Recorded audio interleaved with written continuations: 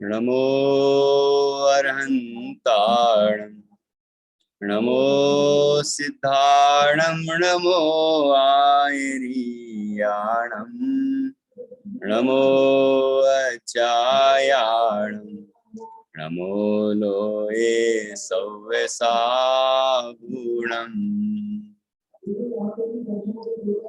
ये प्रशिक्षण निर्देशिका में जो मंगलाचरण दिया है वो हम पढ़ेंगे अभी। आत्मज्ञान ही ज्ञान है, शेष सभी अज्ञान। विश्व शांति का मूल है, वीतराग विज्ञान। वीतराग विज्ञानमय स्वात्म का धरि ध्यान।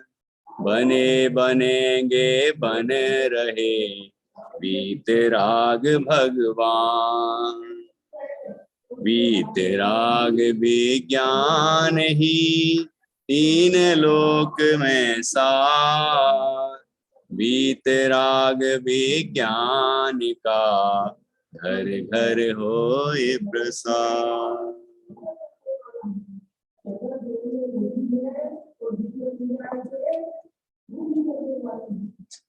बालबोध पाठमाला भाग 1, इसमें 4 पाठ हो गए हैं। इसमें नमोकार महामंत्र पहला पाठ, दूसरा छत्तारी मंगल 4 मंगल दूसरा पाठ, और तीसरा तीर्थंकर भगवान, और चौथा अभी तक हुआ है जीव अजीव। ये पाठ सिद्धांत की कक्षा में हो चुके हैं, इनका हम अभ्यास करेंगे और मुख्यता आपकी ही रहेगी। आपको इनमें से जो जो परिभाषाएं निकाली गई हैं उसको समझाना होगा, और फिर जहां आपकी दिक्कत होगी या आवश्यकता होगी वहां मैं भी आपको गाइड करूंगा। और इसी तरह प्रशिक्षण निर्देशिका में भी अभी तक जितने पॉइंट्स हो गए हैं वो सभी हम यहाँ पर पक्के करेंगे। ये अभ्यास कक्षा है, तो अभ्यास कक्षा में हमें अभ्यास करना है और आपको अभ्यास कराना है, ठीक है।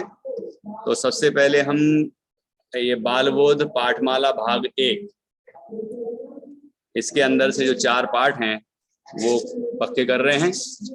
तो पहला पाठ आपका हो ही गया है, फिर भी 2-3 प्रश्न मैं आपसे कर लेता हूँ जिससे मैं जान लूँ कि आपने क्या क्या मतलब पक्का कर लिया है विषय, या कैसे आप समझाएंगे। जैसे इसमें नमोकार महामंत्र में कौन से 2 शब्द हैं, कौन से 2 पद हैं जिनको अंत दीपक कहा गया है, कौन बताएंगे? हाँ, पल्लवी जी बताइए। सर नमो लोए सव्य सावणम। अच्छा, नमो लोए सव्य सावणम पूरा पद अंत दीपक है जी। लोए सर, लोए है उसमें, लोए अकेला है। हाँ, लोए सब दोनों है सर, लोए सब। हाँ, जब तक मैं यहाँ से अनुमति नहीं दूं तो नहीं बोलना। हाँ, आप ऐसा हाथ खड़ा कर दें, मैं जिसको बोलूंगा वो बोलें, ठीक है। समता जी ने समता जी ने यहाँ अभी बोल ही दिया है, लोए सब, बराबर। लोए सब ये पद है जो ये अंत दीपक है। अंत दीपक क्यों है, निधि जी बताइए, अंत दीपक क्यों है? क्योंकि ये सभी पदों के अंत में है और ये सब पदों के साथ लग सकता है। बहुत अच्छा।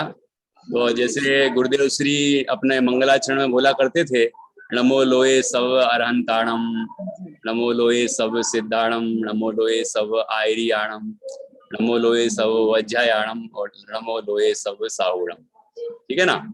तो ये लोए सब, ये जो पद हैं 2, ये अंत दीपक हैं, क्योंकि अंतिम पद में दिए गए हैं। अंतिम वाक्य में जो नमो लोए सब साहुणम पद है, तो उसके अंदर ये 2 शब्द दिए गए हैं, और इनका अर्थ ऊपर तक के जितने पद हैं उन सब में व्याप्त है। है ना, फैल रहा है, इसीलिए इसको अंत दीपक कहा। कभी आदि दीपक होता है तो शुरू वाले पद में होगा तो नीचे तक अर्थ जाएगा, मध्य में भी हो सकता है तो मध्य में होगा तो ऊपर और नीचे अर्थ करेगा, और ये अंत में है इसीलिए अंत दीपक कहा। ठीक है, बहुत अच्छा। अब आप बताएं, जीव को सच्चा सुख कैसे प्राप्त होता है? सच्चा सुख कैसे प्राप्त होता है, तनु जैन बताएंगी।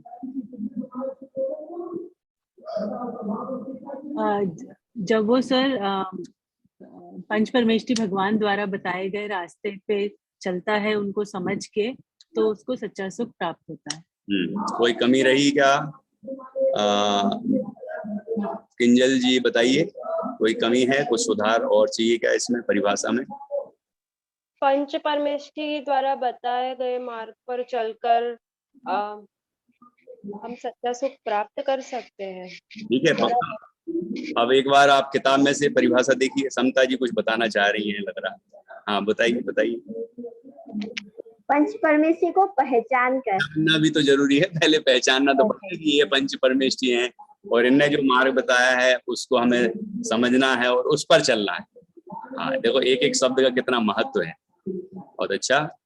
तो इस तरह ये परिभाषा हुई। अब मुझे पूछना है कि यहाँ तो लिखा सच्चा सुख प्राप्त होता है, लेकिन सच्चा सुख किसे कहते हैं? सच्चा सुख प्राप्त होता है ये बात तो हुई ठीक, लेकिन सच्चा सुख किसे कहते हैं?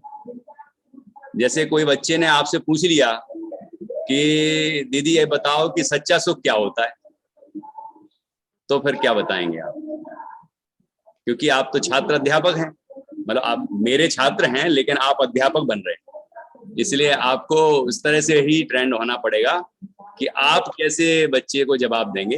कोई कमी रहेगी तो मैं अभी हम बैठे हैं, अभी हम बताएंगे आपको। हाँ जी किंजल जी बताएं। सच्चा सुख वो है जो पूर्ण है, वो सच्चा सुख है। अच्छा, मतलब कंप्लीट है, अतीन्द्रिय है, किसी पर के अधीन नहीं है, इंडिपेंडेंट है, तो वो सच्चा सुख है। हाँ, और सरल चाहिए। 6 ढाला तीसरी ढाल पहली पंक्ति याद हो किसी को? हाँ समता जी बोल रही हैं, बोलिए बोलिए।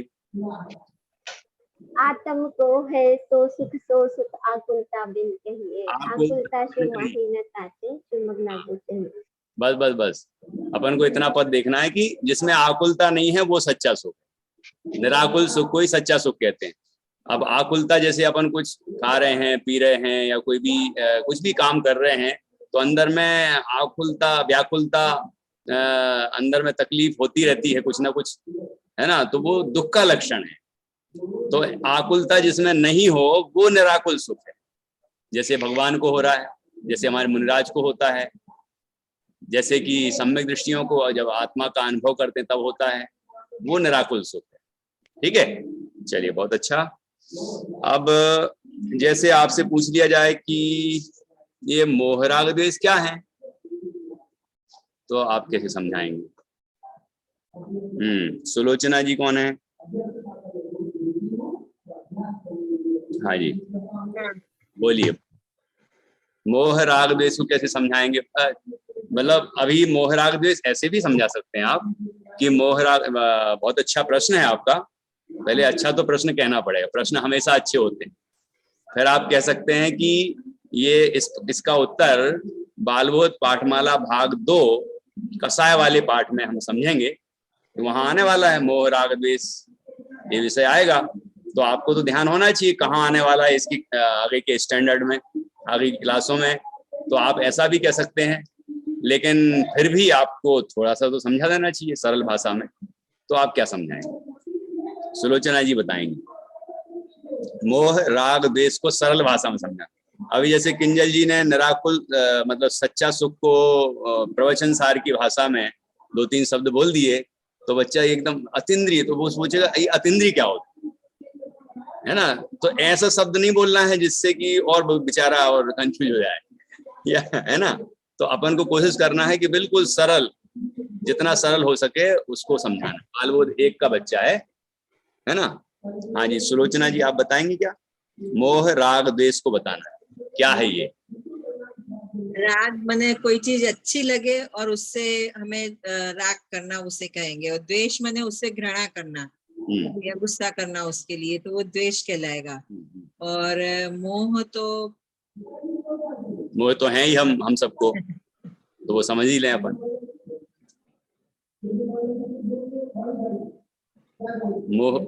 मोह क्या है?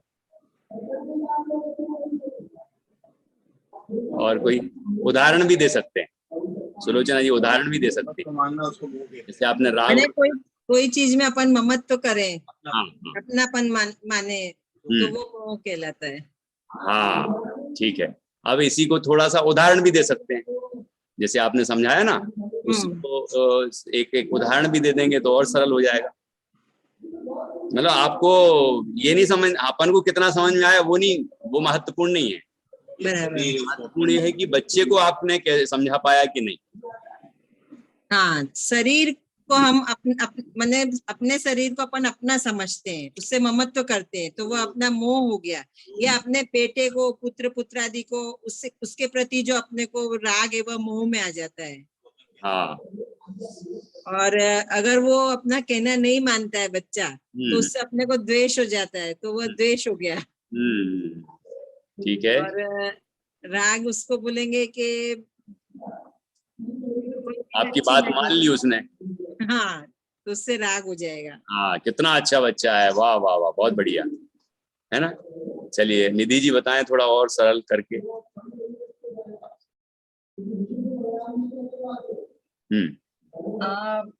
अगर बच्चा 14 साल से छोटी उम्र का है तो उसको समझाने के लिए डेली लाइफ का हम एग्जाम्पल रख सकते हैं कि माँ को अपने बच्चे से उसी एग्जाम्पल ऑलमोस्ट वही है, शब्द थोड़े डिफरेंट हो जाएंगे शायद, कि देखो मैं आपकी माँ हूँ और मुझे आपसे बहुत मोह है, और ये मोह ही है कि मैं आपको अच्छे काम करने के लिए प्रेरित करती रहती हूँ।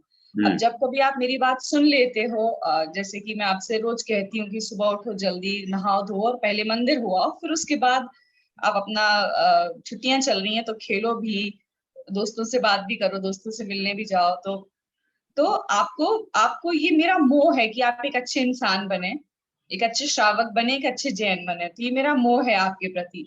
अब अगर आप मेरी बात मान लेते हो तो मुझे आपसे राग होता है कि देखो कितना अच्छा बेटा है मेरा, मैं कितनी भाग्यवान हूँ। जब आप मेरी बात नहीं मानते हो तो मुझे आप पे गुस्सा आता है, ये मेरा द्वेष है, लेकिन दोनों का कारण मेरा आपसे मोह ही है। ठीक है, ठीक है, ठीक है। तो जैसे मोह की परिभाषा दी, जो अपना नहीं है उसे अपना मानना मोह है ना। जो वस्तुएं अपनी नहीं है, शरीर अपना नहीं है, अभी शरीर नहीं बोलना हो तो अभी थोड़ा सरल ही बोल दो, ये धन संपदा मकान ये अपना नहीं है, लेकिन इसको अपना मानना ये मोह है। ठीक है। और राग, ये वस्तु अच्छी है, खिलौने अच्छे हैं, ये पेन पेंसिल अच्छी है ना, ये टीचर अच्छे हैं, तो जिस किसी को देखा ये अच्छे हैं तो वह राग हो गया, इनके प्रति हमें राग है। और द्वेष, कोई ने हमारी बात नहीं मानी या हमें पसंद नहीं आ रहा है कोई, तो हमें उससे घृणा हो जाती है कि ये दूर करो, इसको हटाओ यहाँ से। तो इस तरह का जो हमारे अंदर भाव हुआ ये द्वेष। ऐसे मोह, राग और द्वेष कम से कम शब्दों में बोलना है। जैसे 3 लोगों ने समझाया अभी तक, तो कोई भी एक व्यक्ति का एग्जाम्पल ले लेना है, आप अपने एग्जाम्पल भी बना सकते हैं। ठीक है ना। तो और फिर कह देना है कि इसके बारे में विस्तार से हम बालबोध पाठमाला भाग 2 में कसाय वाले पाठ में समझेंगे, है ना। वहाँ कसाय वाले पाठ में राग द्वेष की चर्चा है और ये परिभाषाएं भी वहां दी हैं, तो संक्षेप में सरल बता दिया और बाकी विस्तार से वहां बताएंगे। ठीक है ना। चलिए, तो इस तरह ये भी हो गया, मोह राग द्वेष और सच्चा सुख क्या कैसा होता है। सच्चा सुख कैसे प्राप्त होता है, अलग बात हो गई, और सच्चा सुख क्या है ये अलग बात हो गई। ये हमने समझा और अंतदीप भी समझ लिया, बाकी बहुत आपने अच्छे से रिवाइज किया ही है। अब 4 मंगल पे आते हैं। 4 मंगल, इसमें से आप कौन से प्रश्न बना सकते हैं? 4 मंगल में आप कौन से प्रश्न बना सकते हैं?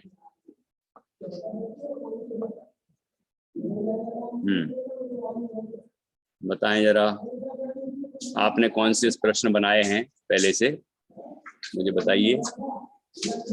पल्लवी जी आप बताएंगी? आपको पूछना है हाँ और जी सर। उसे मैं जवाब मांगूंगा। सर पहला क्वेश्चन है कि लोक में कितने मंगल हैं? ठीक है, लोक में कितने मंगल हैं, किंजल जी बताएं। 4 मंगल। 4 मंगल, बहुत अच्छा। सर दूसरा क्वेश्चन है मंगल किसे कहते हैं? हाँ, आप बताएंगी। तनु जी बताइए, मंगल किसे कहते हैं? जी सर, तो मंगल में म और गल या म और ल ऐसे हम उसको तोड़ सकते हैं। मंग यानी पाप, जो पाप को गलाए, या फिर मंग यानी जो सुख में लाए, सुख देता है जो। मंग, मम मतलब माँ पर बिंदी लगा के मम, मंग, फिर गल, मंग गल। तो मंग का अर्थ होता है पाप, तो गल का अर्थ होता है गलावे, नष्ट करे। और मंग गा तक लेंगे, तो मंग का अर्थ होता है सुख, और ला का अर्थ होता है लाते, लावे, प्राप्त कराए, उसे मंगल कहते हैं। ठीक है, ये शाब्दिक अर्थ हो गया। और पूरी परिभाषा क्या है? राग। पूरी परिभाषा बताइए। हाँ, सुलोचना जी बताइए। जो मोह राग द्वेष आदि पापों को गलावे और सच्चा सुख उत्पन्न करे उसे मंगल कहते हैं। अब देखो, जैसे इसमें आ गया मोह राग द्वेष, फिर आ गया। तो आप यदि पहले पाठ में थोड़ा सा भी नहीं बताते तो बच्चा फिर यहाँ कंफ्यूज होता। कितने बार आप कहेंगे कि आगे बताएंगे, आगे बताएंगे, थोड़ा सा तो बता ही देना चाहिए, है ना। विस्तार से नहीं बताएंगे, लेकिन थोड़ा सा बताएंगे। जो आगे आने वाला है वो विस्तार से नहीं बताया जाता, उसको हम सरल भाषा में संक्षेप में बता देते हैं थोड़ा सा। चलिए, बहुत अच्छा। अब मुझे उच्चारण करवाना है। तो पहले नंबर जो चत्तारी मंगलम वाला है मंत्र, उतना बोलना है, मंगल वाला। फिर उत्तम वाला दूसरे बोलेंगे, फिर शरण वाला तीसरे बोलेंगे। और बाकी लोगों को ध्यान से सुनना है कि उसमें उच्चारण में कोई गलती हुई है तो आपको ठीक करना है। ठीक है ना। तो सबसे पहले पल्लवी जी बोलेंगी मंगल, मंगल के मंत्र का उच्चारण करें। जी सर। चत्तारि मंगलम अरहंता मंगलम सिद्धा मंगलम साहु मंगलम केवली पड़तो धम्मो मंगलम। कोई बताएंगे कुछ गलती हुई है क्या, सुधार की कोई आवश्यकता है कि एकदम बढ़िया है, सही है? ओके। बस केवली पर्णत्तो बोला है, तो पर्णत्तो आदरणा प्रेरणा है। केवली पर्णत्तो, पर्णत्तो, पर्णत्तो, पर्णत्तो आ रहा है ख्याल में, अलग अलग पर्णत्तो, पर्णत्तो। अब बोलना है चत्तारी लोकोत्तम वाला। नेक्स्ट समता जी बोलिए। चत्तारि लोकोत्तमा अरहंता लोकोत्तमा सिद्धा लोकोत्तमा साहु लोकोत्तमा केवली प्रणतो धम्मो लोकोत्तमो। ठीक है, यहाँ भी थोड़ा और अच्छा करें। पर्णत्तो, पर्णत्तो धम्मो लोकोत्तमो। देखो, लोकोत्तमो पर ध्यान दिया है, यहाँ पर प्राय गलती करते हैं लोग, लेकिन आपने बिल्कुल शुद्ध बोला है। लोकोत्तमो आखिरी पद है, लोकोत्तमो, और पहले पहले में है लोकोत्तमा, लोकोत्तमा, लोकोत्तमा। ठीक है ना। आपको कारण बता दूं क्या? ये प्राकृत में एक वचन और बहुवचन, यहाँ वचन वहां भी तो होते हैं, संस्कृत में होते जैसे। तो अरहंत तो बहुत सारे हैं, चत्तारी लोकोत्तमा, ये 4 ही वैसे भी हो गए, 4 ऐसे। अरहंत भगवान, सिद्ध भगवान, साधु, ये सब बहुत सारे हैं, इसलिए तो लोकोत्तमा ये बहुवचन है। और धर्म कितने हैं? हाँ, ठीक है ना। तो केवली पर्णत्तो धम्मो लोकोत्तमो, और सभी जगह एक वचन है। वहां भी केवली परिणतो धम्मो मंगलम, धम्मो मंगलम। आखिरी में भी केवली परिणतम धम्मम शरणम पवज्जामि। तो एक वचन है, धर्म एक है, सारे धर्म मिला के एक नहीं है वीतराग धर्म एक ही है ना, इसीलिए। चलिए अब चत्तारी शरणम पवज्जामि। तनु जी आप पढ़िए। चत्तारि शरणं पव्वजामि, अरहन्ते शरणं पव्वजामि, सिद्धे शरणं पव्वजामि, साहु शरणं पव्वजामि, केवली परिणतो धम्मो शरणं पव्वजामि। सॉरी गलत है, गलती, हाँ ठीक है। केवली परिणतम धम्मम शरणं पव्वजामि। आदत में यही है, बहुत सारे लोग ऐसे ही बोलते हैं। तो अपन को ही अपना उच्चारण ठीक करना, पहले अपन ठीक रखेंगे तो अपन जब किसी को पढ़ाएंगे, अपने बच्चों को ही पढ़ाएंगे कभी, है ना, किसी को भी पढ़ा सकते हैं, जरूरी नहीं कि आप बहुत बड़ी पाठशाला लें, लेकिन हमारी तो अपेक्षा यही है कि आप अच्छी पाठशाला चलाएं, लेकिन कदाचित नहीं पढ़ाएं बहुत सारी लोगों को, तो अपने बच्चों को ही पढ़ाएंगे तो आप उनको शुद्ध, आप खुद उच्चारण शुद्ध करेंगे तो उनको भी शुद्ध सिखाएंगे। तो केवली परिणतम धम्मम शरणम पवज्जामि, पवज्जामि, ठीक है ना। चलिए बढ़िया। सर एक मैं पूछूं, इधर इधर भी धर्म एक है, इसलिए स के बदले श है, शरणम, और बाकी सब जगह शरणम है, क्या रीजन वो है? मिसप्रिंट। प्राकृत में ये वाला सानी होता है, अच्छा, शक्कर वाला सानी होता है, उसमें वो सड़क वाला जो लिखा है ना वही होगा, ओके। ठीक है ना। जब अपन हिंदी में अर्थ कर रहे हैं या संस्कृत में लिखेंगे तो शरण लिखेंगे, लेकिन प्राकृत में आएगा तो शरण आएगा, स, ठीक है। चलिए मंगल हो गया। अब उत्तम, उत्तम किसे कहते हैं? उत्तम पल्लवी जी बताइए, उत्तम किसे कहते हैं?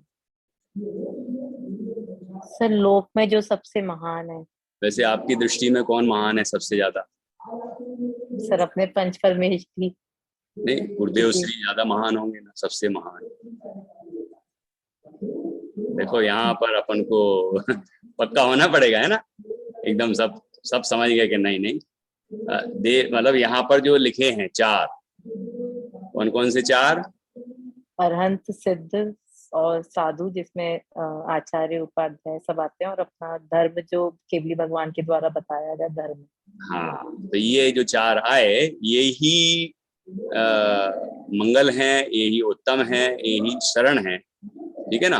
और बाकी जो जैसे गुरुदेव श्री हैं, हम उनका बहुत सम्मान करते हैं, वो हमारे आध्यात्मिक गुरु हैं, है ना। लेकिन देव शास्त्र गुरु में जो गुरु हैं, निर्ग्रंथ होते हैं, वो नहीं है, ठीक है ना। इसलिए यहाँ पर लोक में उत्तम वही है जो निर्ग्रंथ हैं, वीतराग हैं, अरहंत, सिद्ध, साधु। साधु में आचार्य उपाध्याय और साधु तीनों आएंगे, और केवली भगवान द्वारा बताया गया वीतराग धर्म, ठीक है ना।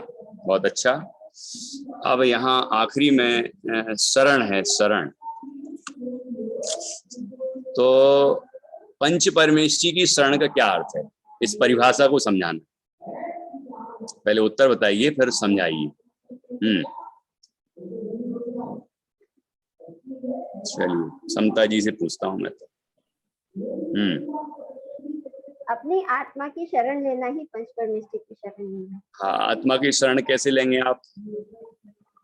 शरण मतलब किसी का सहारा लेना, तो हमें अपनी आत्मा का सहारा लेना चाहिए, अपने स्वभाव का सहारा लेना चाहिए। लेकिन लेंगे कब, कैसे लेंगे आप? आत्मा के सही स्वरूप को जानकर। वो कौन बताएगा आपको? वो तो पंच परमेष्ठी। तो परिभाषा पूरी नहीं बोली ना, इसीलिए गड़बड़ हुआ ये। इसमें आया ना, जो नहीं, पंच परमेष्ठी द्वारा बताए हुए मार्ग पर चलकर, पंच परमेष्ठी द्वारा बताए हुए मार्ग पर चलकर अपनी आत्मा की शरण लेना ही पंच परमेष्ठी की शरण है। पंच परमेष्ठी ने ही आत्मा बताया, और हमने आत्मा की शरण ली, यही पंच परमेष्ठी की शरण। है ना। माता पिता की सेवा क्या है कि हमने उनको अच्छे बढ़िया सुख सुविधाएं दे दी, यही उनकी सेवा है क्या? 2-4 नौकर चाकर लगा दिए सेवा में, यही सेवा है क्या? आपसे उनने कहा बेटा मेरे पास 2 मिनट बैठ जाओ, कि नहीं नहीं वो नहीं बैठ सकता, टाइम नहीं है। बेटा मंदिर जाया करो, नहीं नहीं वो टाइम नहीं है। देखो आपको जो सेवा चाहिए है, सुविधाएं चाहिए, सब ले लो, लेकिन मेरे ऊपर आज्ञा मत थोपो। तो ये बताओ माता पिता की सेवा हुई कि नहीं हुई है? नहीं हुई ना।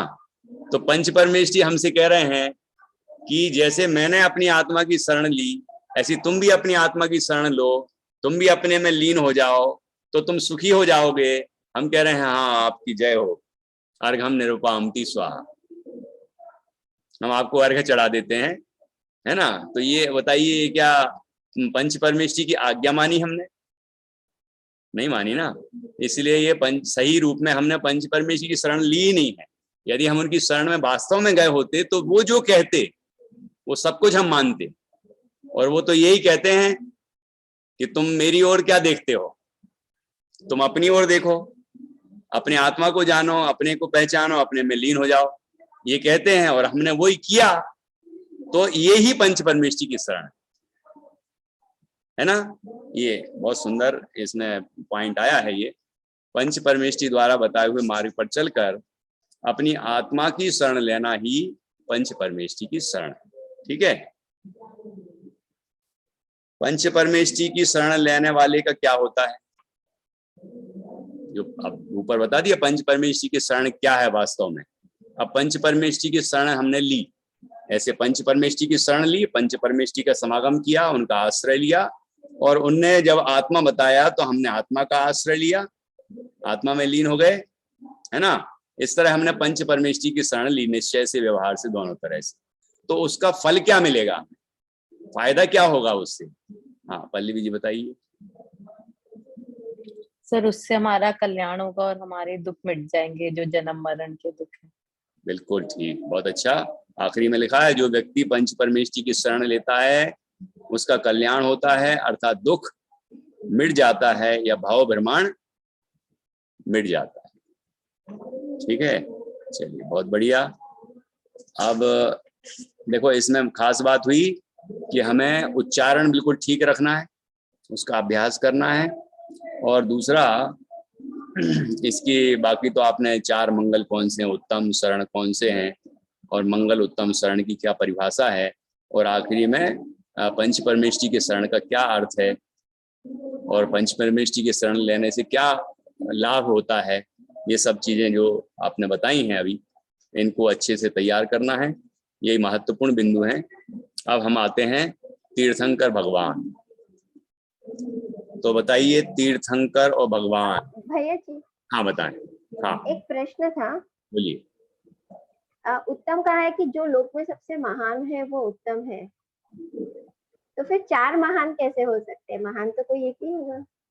महान तो कोई एक ही हो सकता है ना, 4 महान कैसे हो सकते हैं? बात तो बहुत बढ़िया है भाई। जब क्लास में बच्चे जो सबसे अच्छा बच्चा होगा वो तो एक ही होगा, लेकिन 4 नहीं हो सकते क्या? जैसे 4 बच्चे फर्स्ट क्लास फर्स्ट आ जाते हैं, सब चारों के 1 से % आ गए, चारों का व्यवहार एक सा बढ़िया है, चारों एकदम क्या बोलते हैं उसको आजकल CGPA है ना, 10 CGPA वाले हैं, चारों बिल्कुल पोलाइट हैं, आज्ञाकारी हैं, सब बढ़िया है व्यवस्था। तो चारों को हम एक सा प्राइज दे देते हैं कि नहीं देते? मतलब हम कुछ उसमें कंसीडर कर ही नहीं सकते कि नहीं नहीं इसको ले, इसको नहीं लो, इसको पीछे कर दो, इसको आगे कर दो, हम कर ही नहीं पा रहे हैं, तो चारों को दे देते हैं एक साथ। ऐसा भी तो हो सकता है। अब यहाँ चारों वीतरागी हैं, तो क्वालिटी एक सी है, चारों वीतरागी हैं और चारों सम्यक ज्ञानी हैं। अरहंत सिद्ध, ये सम्यक ज्ञान में ही केवल ज्ञान एक भेद है, तो वो केवल ज्ञानी है, सम्यक ज्ञानी है वो भी। और आचार्य उपाध्याय साधु है, वो भी सम्यक ज्ञानी है। और वीतराग धर्म सम्यक ज्ञान का पोषक है, वीतरागता का पोषक है। इसलिए चारों की का गुण एक सा है। चारों के गुण एक से होने से चारों ही सबसे महान है। ठीक है, दुनिया में जितने जीव हैं, जितने भी पद हैं, जितने भी लोग हैं, हमें जो लगते हैं कि ये महान है ना, उन सब में सबसे महान कौन कि ये चार। बाकी सब कोई महान नहीं, क्योंकि कोई रागी है, द्वेषी है ना, तो वो महान नहीं हो सकता। सबसे महान ये चार ही उत्तम। आया क्या ख्याल में समता जी को? ऐसे ही आपको भी एग्जाम्पल देना आना चाहिए। अध्यापक कैसा होता है? उसके 3 गुण होते हैं, जागरूक, मननशील और मनोवैज्ञानिक। जागरूक होना चाहिए, पहले से पता करके आए कि ये प्रश्न बन सकते हैं, ये पॉइंट्स हैं इसके अंदर। मननशील, चिंतनशील हो, सोच सके, तत्काल सोच सके, पहले से सोच के आए। और अभी जैसे आपने पूछा तो मैं पहले से थोड़ी तैयार करके आया था, लेकिन तुरंत ही ऐसा एग्जाम्पल दे दिया। अभ्यास से आता है, अब मैं वर्षों से पढ़ा रहा हूँ तो मुझे अभ्यास है ना, तो वो मैंने तुरंत उदाहरण दे दिया। आप भी अभ्यास जब करते रहेंगे तो आपके दिमाग में भी अपने आप उदाहरण आएंगे। हमारे दादा बोलते हैं, छोटे दादा डॉक्टर साहब, कि जब सिद्धांत हमारे स्पष्ट होते हैं, मतलब जो कॉन्सेप्ट हैं वो क्लियर होते हैं, तो उदाहरणों की तो गंगा यमुना बहती है। उदाहरण तो ऐसे आते फटाफट दौड़ के आते हैं।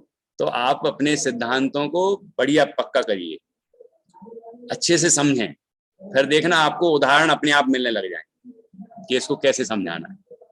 ठीक है ना? तो अच्छा प्रश्न किया आपने।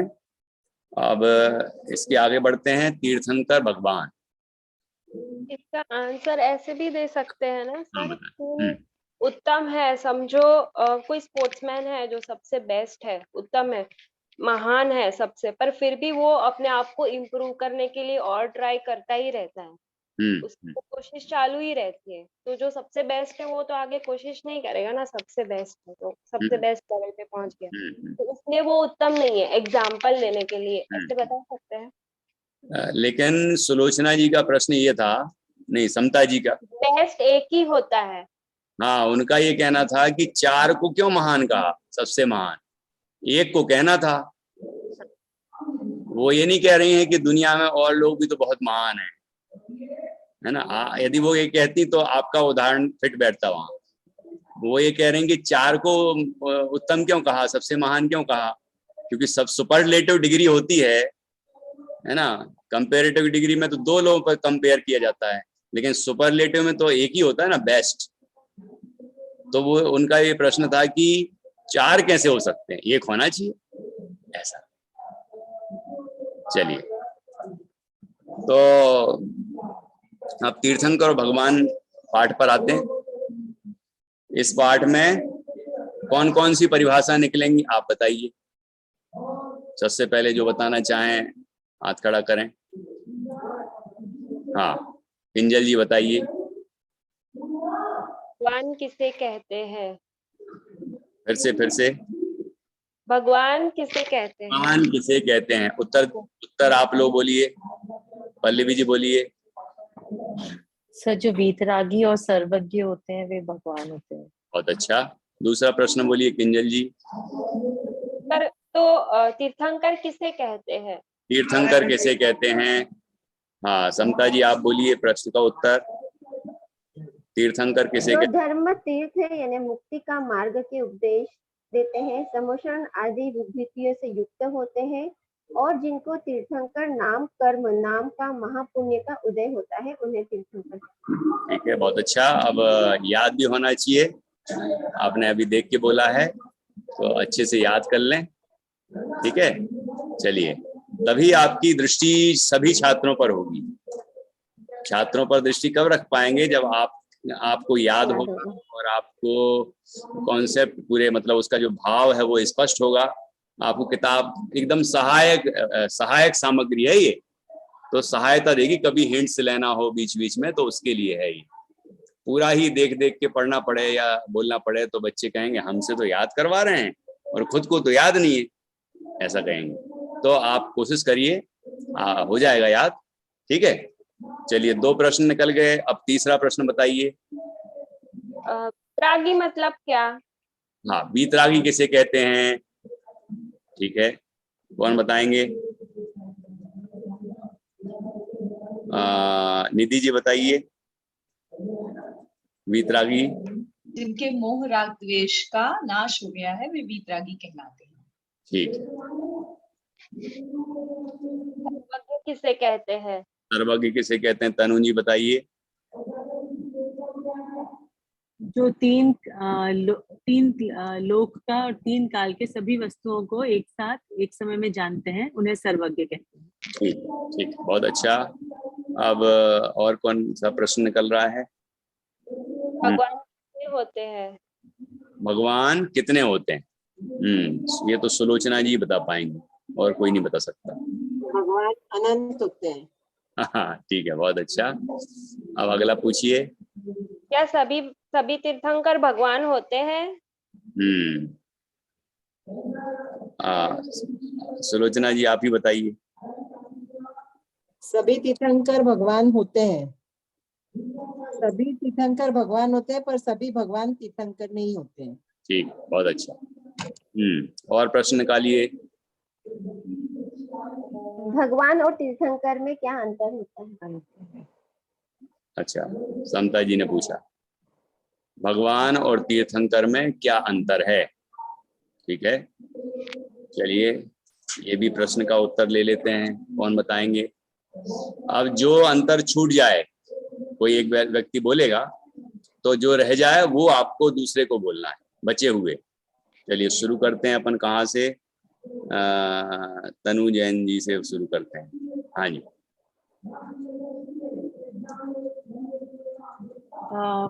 तीर्थंकर 24 होते हैं और भगवान अनंत होते हैं। ठीक है। और तीर्थंकर नामकर्म का उदय होता है, और इसका तीर्थंकर का 4 घातिया कर्म नष्ट हो गए होते हैं, अघातिया बचे होते हैं, और भगवान के 4 बचे भी हो सकते हैं और 8 भी हो सकते हैं। जब सिद्ध भगवान अगर लेते हैं हम उन्हें, तो उनके 8 कर्म का नाश हो गया होता है। और अभी ऐसे एकदम से बोलना पड़ता है तो नहीं आते हैं। नहीं ठीक है, अच्छा बताया। बस वो जो 3rd नंबर पे बताया है उसका कंपेयर नहीं किया आपने दूसरी तरफ। कंपेयर, हाँ।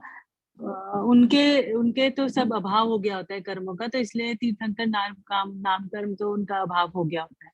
पर वो भगवान नहीं, भगवान में तो वो भी आएंगे, तीर्थंकर भी आएंगे। इनके तीर्थंकर नाम कर्म का महापुण्य का उदय होता है तीर्थंकर के, और भगवान के नहीं होता है।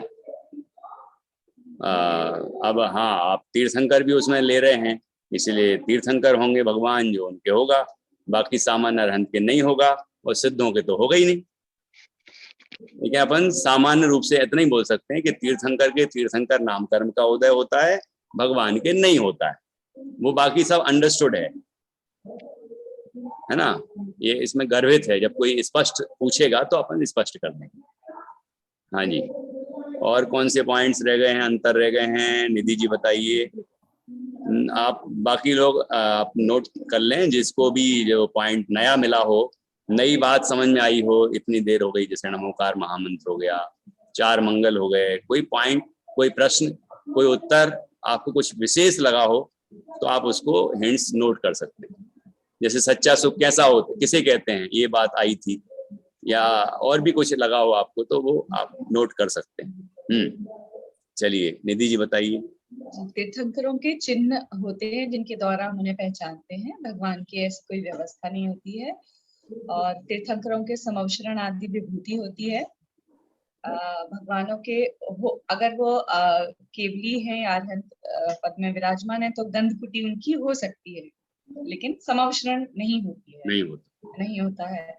और तीर्थंकर भगवान निश्चित रूप से हितोपदेशी होते ही हैं। वो हमें हित का उपदेश देते हैं, धर्म का प्रवर्तन करते हैं।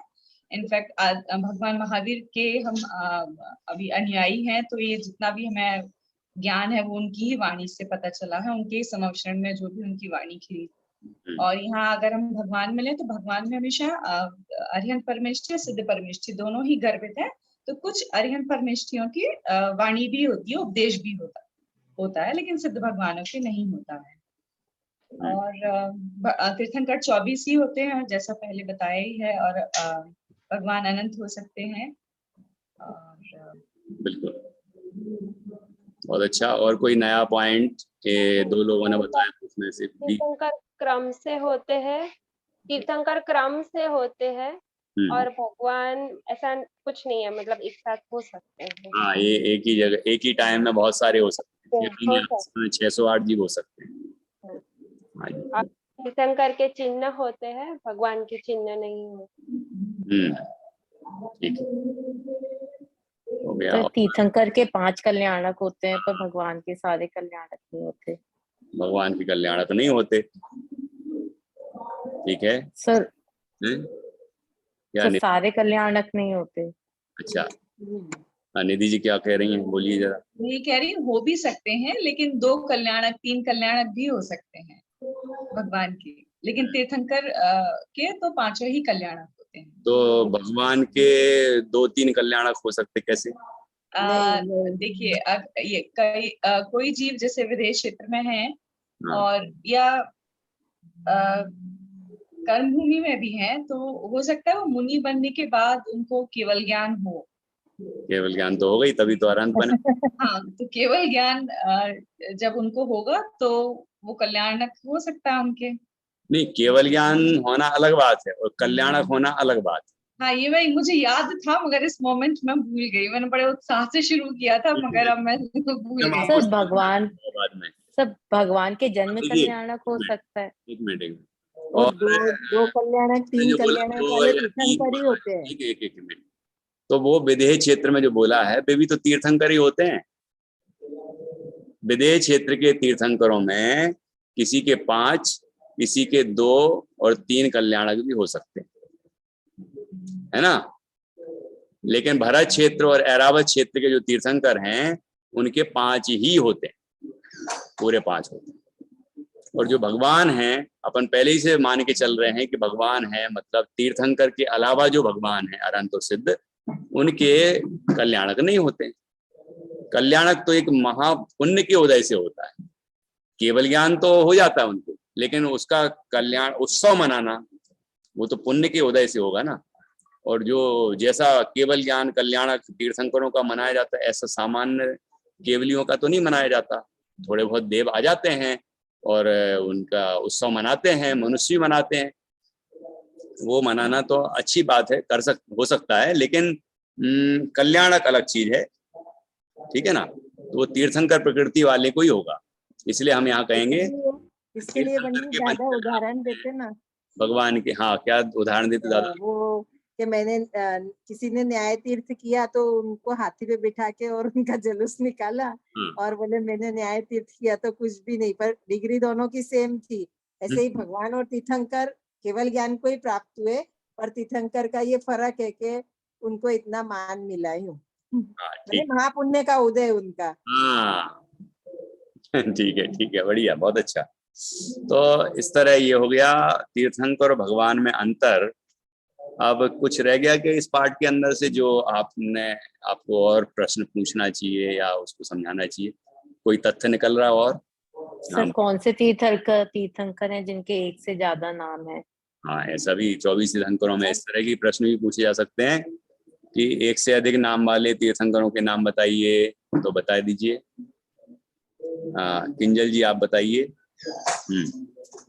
3 है ऐसे, ऋषभ देव जी का आदिनाथ, पुष्पदंत जी का सुविधिनाथ, और महावीर भगवान का वीर, अतिवीर, सन्मति और वर्धमान।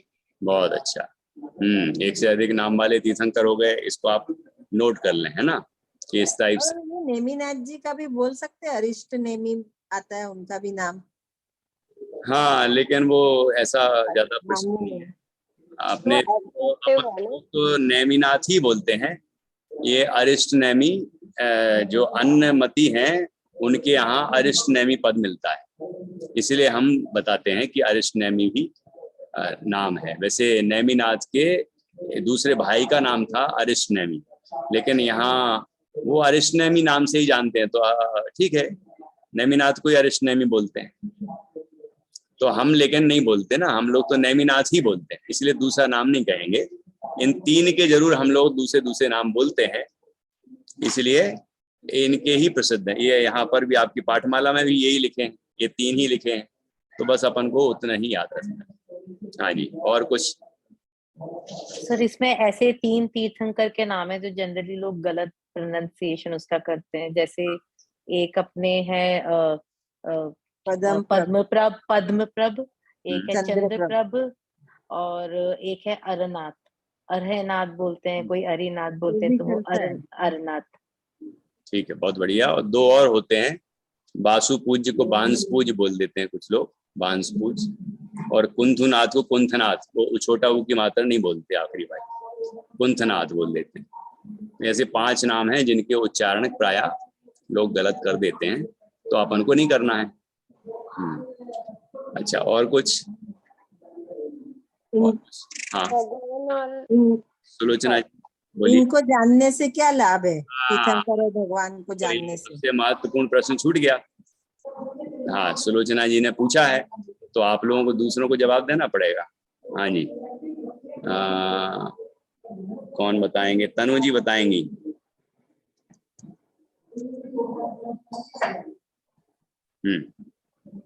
इनको जानने से लाभ ये है कि अगर हमें सुखी होना है तो सुखी होने का मार्ग इन्हीं को जानकर और इन्हीं के द्वारा बताए गए मार्ग पर चलकर हो सकते हैं, इसलिए इनको जानना बहुत जरूरी है। बहुत अच्छा। इसकी बिल्कुल उत्तर तो बिल्कुल सही है ये। बाकी आखिरी में इसका उत्तर दिया है, प्रश्न भी है और उत्तर भी है इस पाठ के आखिरी में। तो देखिए उसमें क्या लिखा है, इनके उपदेश को समझकर उस पर चलने से हम भी भगवान बन सकते हैं। तो अपन यही याद रखें, जब अपन को समझाना है तो जो आपने समझाया है, जो बोला है, वो ऐसे समझा दें कि इनको हम जानेंगे तभी तो इनके उपदेशों को हम समझेंगे, है ना। और उपदेशों को समझेंगे और उस पर चलेंगे तो हम भी भगवान बन जाएंगे, हम भी सुखी हो जाएंगे, ऐसे। चलिए, बहुत अच्छा। इस तरह ये जीव अजीब वाला नहीं, तीर्थंकर भगवान वाला पाठ भी हो गया। 3 पाठ हो गए रिवाइज। हाँ, कुछ पूछना है इस संबंध में आपको अभी, तीर्थंकर भगवान के संबंध में?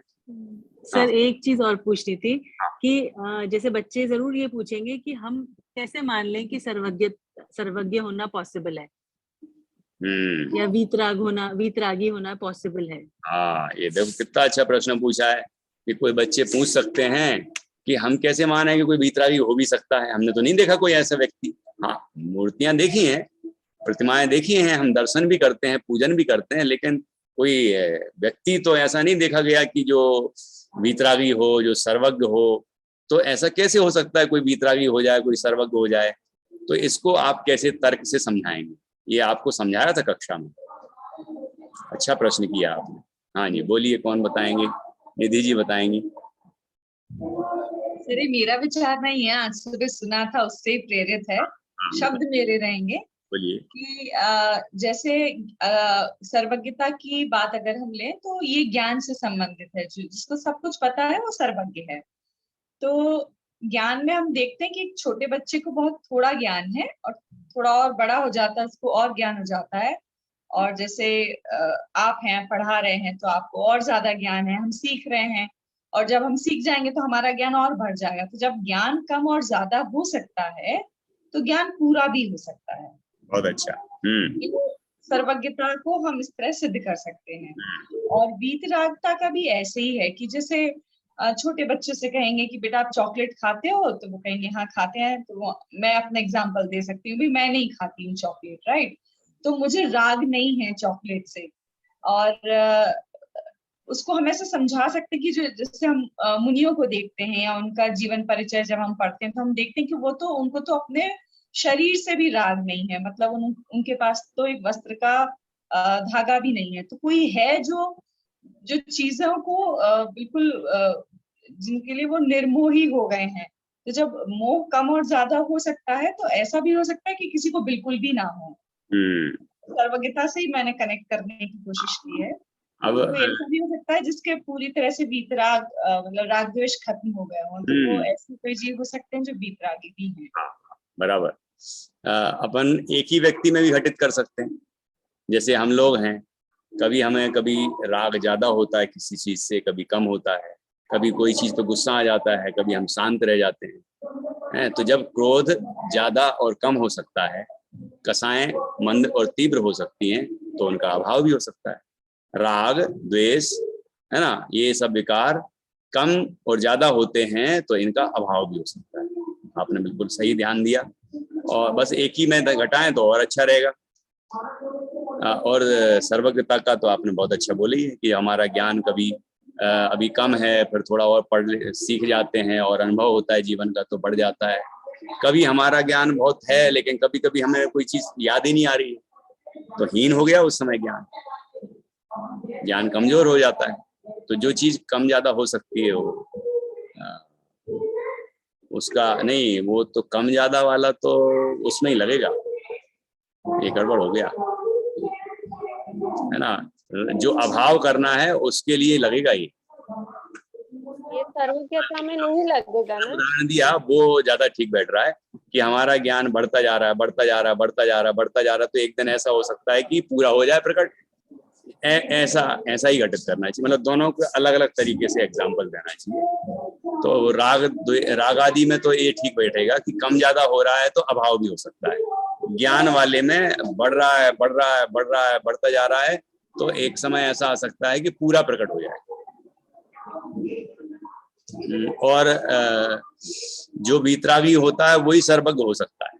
इसके लिए एग्जाम्पल देंगे कि जैसे जिसके रागादि हीन होते हैं, कम होते हैं, तो उसके ज्ञान खिलता है थोड़ा, है ना, विशेष होता है। और जिसके रागादि तीव्र होते हैं, जैसे गुस्सा बहुत आता है, तो बहुत राग द्वेष होते हैं, तो उसके ज्ञान हीन होता है। टोडरमल जी ने ऐसा किया है। ऐसा बोला है ना कि वितरागी हो गए, पहले वितरागी होंगे और फिर सर्वज्ञता बताइए, क्योंकि अगर आपका राग नहीं गया और आप सब कुछ जानने लगे तो आप सबसे राग द्वेष करने बैठ जाओगे, बिल्कुल अच्छा करोगे, किसी का बुरा करोगे। इसलिए पहले वितरागी होना है और फिर सर्वज्ञता बताइए। बिल्कुल सही, बहुत अच्छा। इस तरह हमने ये विषय क्लियर किया। अब आगे बढ़ते हैं। जीव अजीब। जीव अजीब में कौन कौन से प्रश्न निकाले आपने और कौन कौन से तथ्य निकलते हैं, मतलब कौन कौन से वाक्य निकलेंगे इसमें से, या कौन सी परिभाषाएं आएंगी, है ना, जिनको आपको विशेष रूप से समझाना है। तो आपने निकाले होंगे, क्लास में भी निकलवाए थे, बताए थे। हाँ जी, कौन बताएंगे? प्रश्न के रूप में पूछिए, फिर दूसरे से उत्तर लेंगे, फिर बाद में आपसे कहेंगे कि इसको समझाइए। हाँ जी, समता जी बोलिए। जीव किसे कहते हैं? जीव किसे कहते हैं? तनु जी बताइए आप। जो जानता देखता है और सुख दुख को वेदन करता है उसे जीव कहते हैं। तो इन्होंने परिभाषा ठीक बताई क्या समता जी? सही है। देखो पहली परिभाषा इतनी है। हाँ देखो सुलोचना जी भी कहना चाह रहे हैं, हाँ सही है। मैंने उत्तर नहीं दिया अभी, लेकिन वो कह रहे हैं हाँ ये नहीं, जिसमें ज्ञान है और जो सुख दुख का अनुभव करता है। अच्छा, आप भी यही बोलना चाह रहे हैं कि सुख दुख का अनुभव करता है, ये भी इसमें शामिल होना चाहिए। देखो पाठ में देखो किस तरह से उठाया है इस बात को। जीव की परिभाषा इतनी ही बताई है, जो ज्ञाता दृष्टा है अर्थात जानता देखता है। ज्ञाता अर्थात जानने वाला, दृष्टा अर्थात देखने वाला। जो जानता देखता है उसे जीव कहते हैं, बस इतनी परिभाषा है। फिर पूछा कि और क्या पहचान है, तब बताया कि जो सुख दुख का अनुभव करता है वह जीव है। लेकिन ये वास्तविक पहचान नहीं। क्यों? जानता देखता है ये ही वास्तविक पहचान, लक्षण है, परिभाषा है। क्योंकि निगोद से लेकर, मतलब हम लोगों से भी लेकर और सिद्धों तक, सब में वो चीज पाई जाना चाहिए। तो जानता देखता है ये बात सब में लागू होती है। लेकिन सुख दुख का अनुभव करता है ये संसारियों में लागू होगा, सिद्धों में, अरहंत सिद्धों में नहीं लगेगा, क्योंकि वे तो सुख का ही अनुभव करते हैं, दुख का अनुभव करते ही नहीं, है ना। चलिए, तो आप परिभाषा इतनी ही बताएं, शुरू में तो यही परिभाषा लिखिए। तो जो अज्ञाता दृष्टा की जगह अपन जो जानता देखता है उसे जीव कहते हैं, और ज्ञाता दृष्टा को समझाना होगा तो आप इस तरह समझा देंगे जैसे भी बताया। पाठ जब पढ़वाएंगे ना तो ज्ञाता को किसे कहते हैं, दृष्टा किसे कहते हैं। ज्ञाता अर्थात जानने वाला, दृष्टा देखने वाला। तो हम लोग जानते भी हैं और देखते भी हैं, इसलिए हम जीव हैं। तो जो जो दुनिया में जानता देखता है वो सब जीव है, वो सब जीव है। और क्या पहचान है, तो फिर बोलना है सुख दुख का अनुभव करता है। ठीक है, अब अजीब बताइए।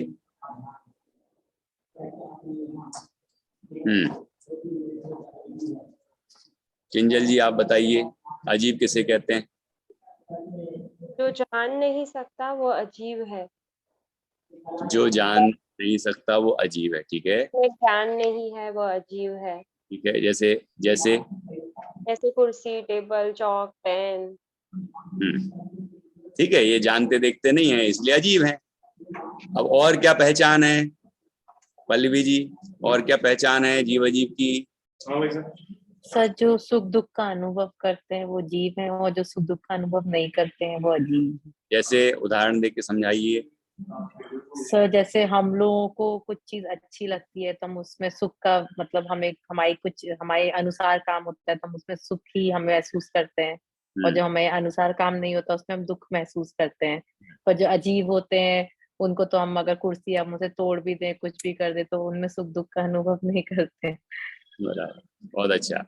टेबल कुर्सी वगैरह, सोना चांदी वगैरह है जो भी है, पुद्गल की सेना, कि इनको कोई सुख दुख का अनुभव नहीं होता, और ये जानते देखते भी नहीं है। बहुत अच्छा। अब ये आंखें देखती हैं, कान सुनते हैं, ये तो ठीक है ना, दुनिया में तो यही माना जाता है, आंखें देखती हैं, कान सुनते हैं, है ना। तो अब बच्चे तो यही मानते हैं, स्कूलों में भी ऐसे ही पढ़ाते हैं। अब उनको कैसे समझाना, ये नहीं कहना बार बार स्कूल वाले तो सब गलत पढ़ाते, ये कहने से काम नहीं बनेगा। आपको समझाना है कि कैसे ये जैन दर्शन की बात सही है, उसको गलत सिद्ध करने से ज्यादा फायदा नहीं है।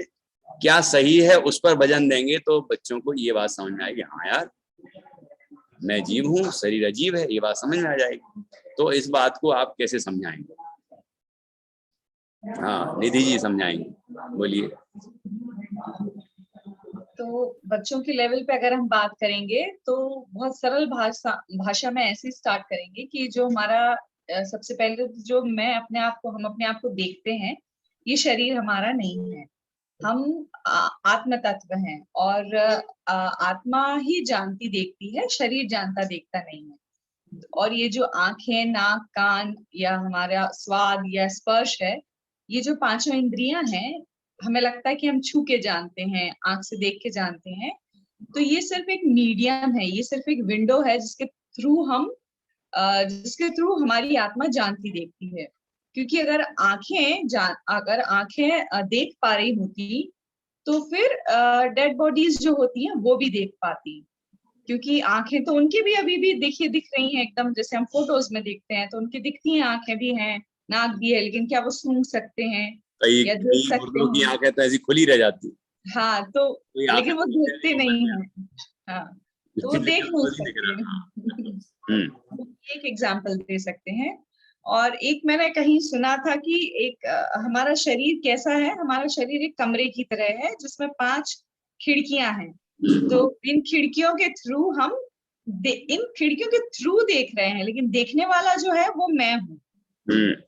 वो जो मैं की जो एक बात पता चल रही है वो मैं आत्मा हूँ।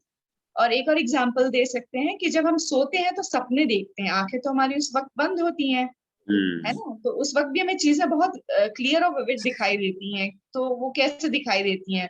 तो मतलब देखने वाली जो एक जो पावर है वो मेरी है, मतलब हमारी है, हाँ आत्म जी। तो ऐसे बताया जा सकता है। सुबह की क्लास आपने अच्छे से अटेंड की है, सुबह ही बताया था ये सब। बहुत बढ़िया। चलिए, तो इस तरह हम समझेंगे और समझाएंगे भी कि यदि आंखें जानती हों, देखती हों, कान सुनते हों, तो मुर्दे के भी, जिसमें से आत्मा निकल गया है, जीव निकल गया है, उसको भी देखना समझना चाहिए। लेकिन उसकी आंखें खुली भी रह जाएं तो वो देख नहीं पाता है ना, कि उसकी आंखें किसने बंद करी है, उसे थोड़ी पता चलता है। और चिता पर लिटाते हैं तब, आग लगाते हैं तब चिल्लाता होगा मुर्दा? नहीं। क्यों? क्योंकि उसमें जो जानने देखने वाला है वो तो चला गया। तो जानने देखने वाला आत्मा है, ये शरीर नहीं है, इंद्रियां नहीं। चलिए, बहुत अच्छा। तो अब निष्कर्ष क्या निकला पूरे इस चैप्टर का? आखिरी में बताया ना, इसको अपन 3 अनुवृत्ति में बांट सकते हैं। अनुवृत्तियां मतलब 3 पार्ट में डिवाइड कर सकते हैं। तो पहला हमने जैसे जहां तक वो जीव अजीव की परिभाषा आई ना, वहां तक लिया। फिर जीव अजीव की और क्या पहचान है, यहाँ से शुरू किया, सुख दुख का अनुभव वाला। और यहाँ तक ले लेंगे ये मुर्दा, है ना, ये वाला तर्क जो दिया है ना। अब इसके बाद जो आखिरी वाला है, वो हीरा लाल का जो संवाद आखिरी का है, अच्छा भाई ज्ञानचंद, अब मैं समझ गया कि मैं जीव हूँ, शरीर अजीव वाला। यहाँ से आखिरी तक वो तीसरा पार्ट हो जाएगा इसमें। ऐसे हम 3 भागों में इसको पढ़ाएंगे। ठीक है, पहला संवाद पढ़ दिया, पढ़ा लिया, आदर्श वाचन, अनुकरण वाचन, है ना। उसके बाद उसमें जो मुख्य बातें आई हैं उसको समझा दिया, उसके प्रश्नोत्तर हो गए, उसको तैयार करा दिया, सारांश हो गया। फिर अपन दूसरी अनुवृत्ति लेंगे, यही से अभी बताया ना। और थोड़ा अभी और सीखेंगे कैसे आपको पढ़ाना है। तो ये 3 पार्ट तो निशान लगा ही लीजिए इसको। 3 अनुवृत्ति बोलते हैं, अनुवृत्ति, है ना। चलिए, अब आखिरी का पार्ट आपको समझाना है। इसमें से ये निष्कर्ष की बात है, क्या क्या बातें तत्व इसमें महत्वपूर्ण आई हैं। निष्कर्ष क्या निकला इतनी चर्चा का, बताइए क्या निकला? समता जी बताइए आप। यहाँ ये प्रश्न होगा कि जीव और अजीव की पहचान से क्या लाभ है? वो तो आखिरी में हो गया। पहले अभी आप निष्कर्ष निकालिए कि अभी तक जो चर्चा हुई उससे आपने क्या समझा। वहाँ हीरा लाल ने तो समझ, जीव हूँ, शरीर अजीव है, मुझ में ज्ञान है, शरीर में ज्ञान नहीं है, मैं जानता हूँ, शरीर कुछ जानता नहीं। तो ये 3 जो पॉइंट्स हैं अंतर वाले, ये बहुत महत्वपूर्ण हैं, जो यहाँ तक का निष्कर्ष है। ठीक है ना। तो इसको अपन को याद भी कराना बच्चों को। मैं जीव हूँ, शरीर अजीव है, मुझ में ज्ञान है, शरीर में ज्ञान नहीं है, मैं ज्ञान से जानता हूँ, शरीर को जानता नहीं। ये बात हमने समझ ली। अब हम आगे बढ़ते हैं, और फिर समझ गए तो बताओ, हाथी जीव है कि अजीब? आप ये बच्चों से पूछा, अभी तो समझा दिया कि इंद्रियां जानती नहीं है, आंख देखती नहीं है, इस शरीर तो अजीब है। पहले सिद्ध किया, पहले देखो कैसे आपने 9 पॉइंट पढ़े हैं ना, अध्यापक को कौन सी बातों पर विशेष ध्यान देना चाहिए हमेशा। तो उसमें आया सरलता से कठिनता की ओर, ज्ञात से अज्ञात की ओर, ये सभी बातें आई ना। तो यहाँ पर सरलता से कठिनता क्या बताई? ये पहले तो जीव अजीब की पहचान कराई, जो स्पष्ट रूप से जीव अजीब दिखते हैं। तो वहां पर ये नहीं कहा कि ये मैं जीव हूँ, ऐसा कह के ऐसा नहीं कहा ये शरीर अजीब है, मैं जीव हूँ, ऐसा नहीं कहा। पहले तो ये कहा मैं जीव हूँ, ये कीड़े मकोड़े, चींटी, मक्खर, मच्छी जो भी हैं, ये सब जीव हैं, और ये टेबल कुर्सी वगैरह ये सब चीजें हैं, ये अजीब हैं। पहले स्पष्ट जो भिन्नता है वो बताई। फिर उसके बाद फिर ये शरीर अजीब है, और इसमें रहने वाला जो आत्मा है वो जीव है। उसको मुर्दे वाला उदाहरण देके समझाया। इससे समझ में आएगा कि यदि ये शरीर जानता हो, आंखें देखती हों, कान सुनते हों, तो मुर्दे के पास भी तो सब है, लेकिन वो क्यों नहीं जानता देखता? तो इसका तात्पर्य, इसका मतलब हुआ कि ये शरीर जानता देखता नहीं है, इंद्रियां जानती देखती नहीं है, जानने देखने वाला आत्मा है, ठीक है ना। तो आत्मा अलग हो गया और शरीर अलग हो गया। अब ये इससे निष्कर्ष निकला जो वो यहाँ पूछा गया, तो हाथी जीव है कि अजीब? तो क्या जवाब दिया पल्लवी जी? बच्चे ने क्या जवाब दिया? सर कि हाथी का शरीर अजीब है और हाथी की आत्मा जीव है। हाँ, बहुत अच्छा। अब इस सब को जानने से क्या लाभ, मतलब जीव अजीव को जानने से क्या लाभ? समता जी। इसको जाने बिना आत्मा की सच्ची पहचान नहीं हो सकती और आत्मा की पहचान बिना सच्चा सुख नहीं मिल सकता, तथा हमें सुखी होना है, इसलिए इसका ज्ञान करना भी आवश्यक है। और जीव अजीव का ज्ञान कर हम स्वयं भगवान बन सकते। ये पूरे पॉइंट्स हो गए। अब इसको यहाँ तो नेगेटिव में लिखा है ना, इसको पॉजिटिव करेंगे तो क्या होगा? इसको जाने बिना, बिना लिखा ना, तो अब अपन ऐसे करें, इनको जान के, जीव अजीव को जानकर, जीव अजीव को जानने से आत्मा की सच्ची पहचान हो सकती है। जीव अजीव का ज्ञान होने पर आत्मा की सच्ची पहचान हो सकती है। आत्मा की सच्ची पहचान होगी तो हमें सुख मिल सकता है, और हमें सुखी होना है, हमें सुखी होना है, इसलिए जीव अजीव को जानना आवश्यक है। जीव अजीव को जानकर, कैसा जानकर? जैसा यहाँ ऊपर में निष्कर्ष निकला था, मैं जीव हूँ, शरीर अजीव है, मुझ में ज्ञान है, शरीर में ज्ञान नहीं है, मैं ज्ञान से जानता हूँ, शरीर को जानता नहीं है। ये तो अपन ने ऐसा रट लिया, याद कर लिया, ऐसा अंदर में ऐसा अनुभव हो कि मैं जानने देखने वाला आत्मा हूँ। तो ऐसी प्रोसेस से, इस प्रक्रिया से हम भगवान बन सकते हैं, ठीक है। ऐसे दो तरीके से समझाया तो किसी को पहले तरीके से समझ में आ जाएगा, किसी को दूसरे तरीके से समझ में आ जाएगा। अपना प्रयोजन है अलग अलग तरीके से समझा के सबको समझाना, ठीक है ना। चलिए, बाबू काका जो है वो बहुत अच्छे से समझाते हैं बच्चों को। बाबू काका, बाबू काका बहुत अच्छे से लेते हैं ये विषय बच्चों के साथ, कि तुम्हारी आंखें कितनी है, तुम्हारे नाक कितना है, तुम्हारे कान कितने हैं, तो उनको एकदम अच्छे से ज्ञान में बैठ जाता है बच्चों को। बिल्कुल बिल्कुल सही। तो ऐसे ही अपन को अपनी कक्षा में जैसे छोटे छोटे प्रश्न बनाए जाएंगे, फिर उसको वस्तुनिष्ठ पद्धति से कैसे तैयार करते हैं, है या नहीं करके, छोटे छोटे करके, तो वो ये तरीके हैं जिससे कि बच्चे आसानी से सीख लेते हैं, ठीक है। अब ये तो पार्ट तो सब रिवाइज हो गए। आपको ये कौन कौन से इसमें से प्रश्न बन रहे हैं वो भी आपने मार्क कर लिए, उन परिभाषाओं को आपने कैसे समझाना उदाहरण से ये भी समझ लिया। अब प्रशिक्षण निर्देशिका में जो प्रश्न हैं जो अभी तक हो गए हैं उसके आधार से भी अपन, अपने पास अभी समय है तो वो तैयार करेंगे। सबसे पहला प्रश्न है, हमें कैसा अध्यापक बनना है?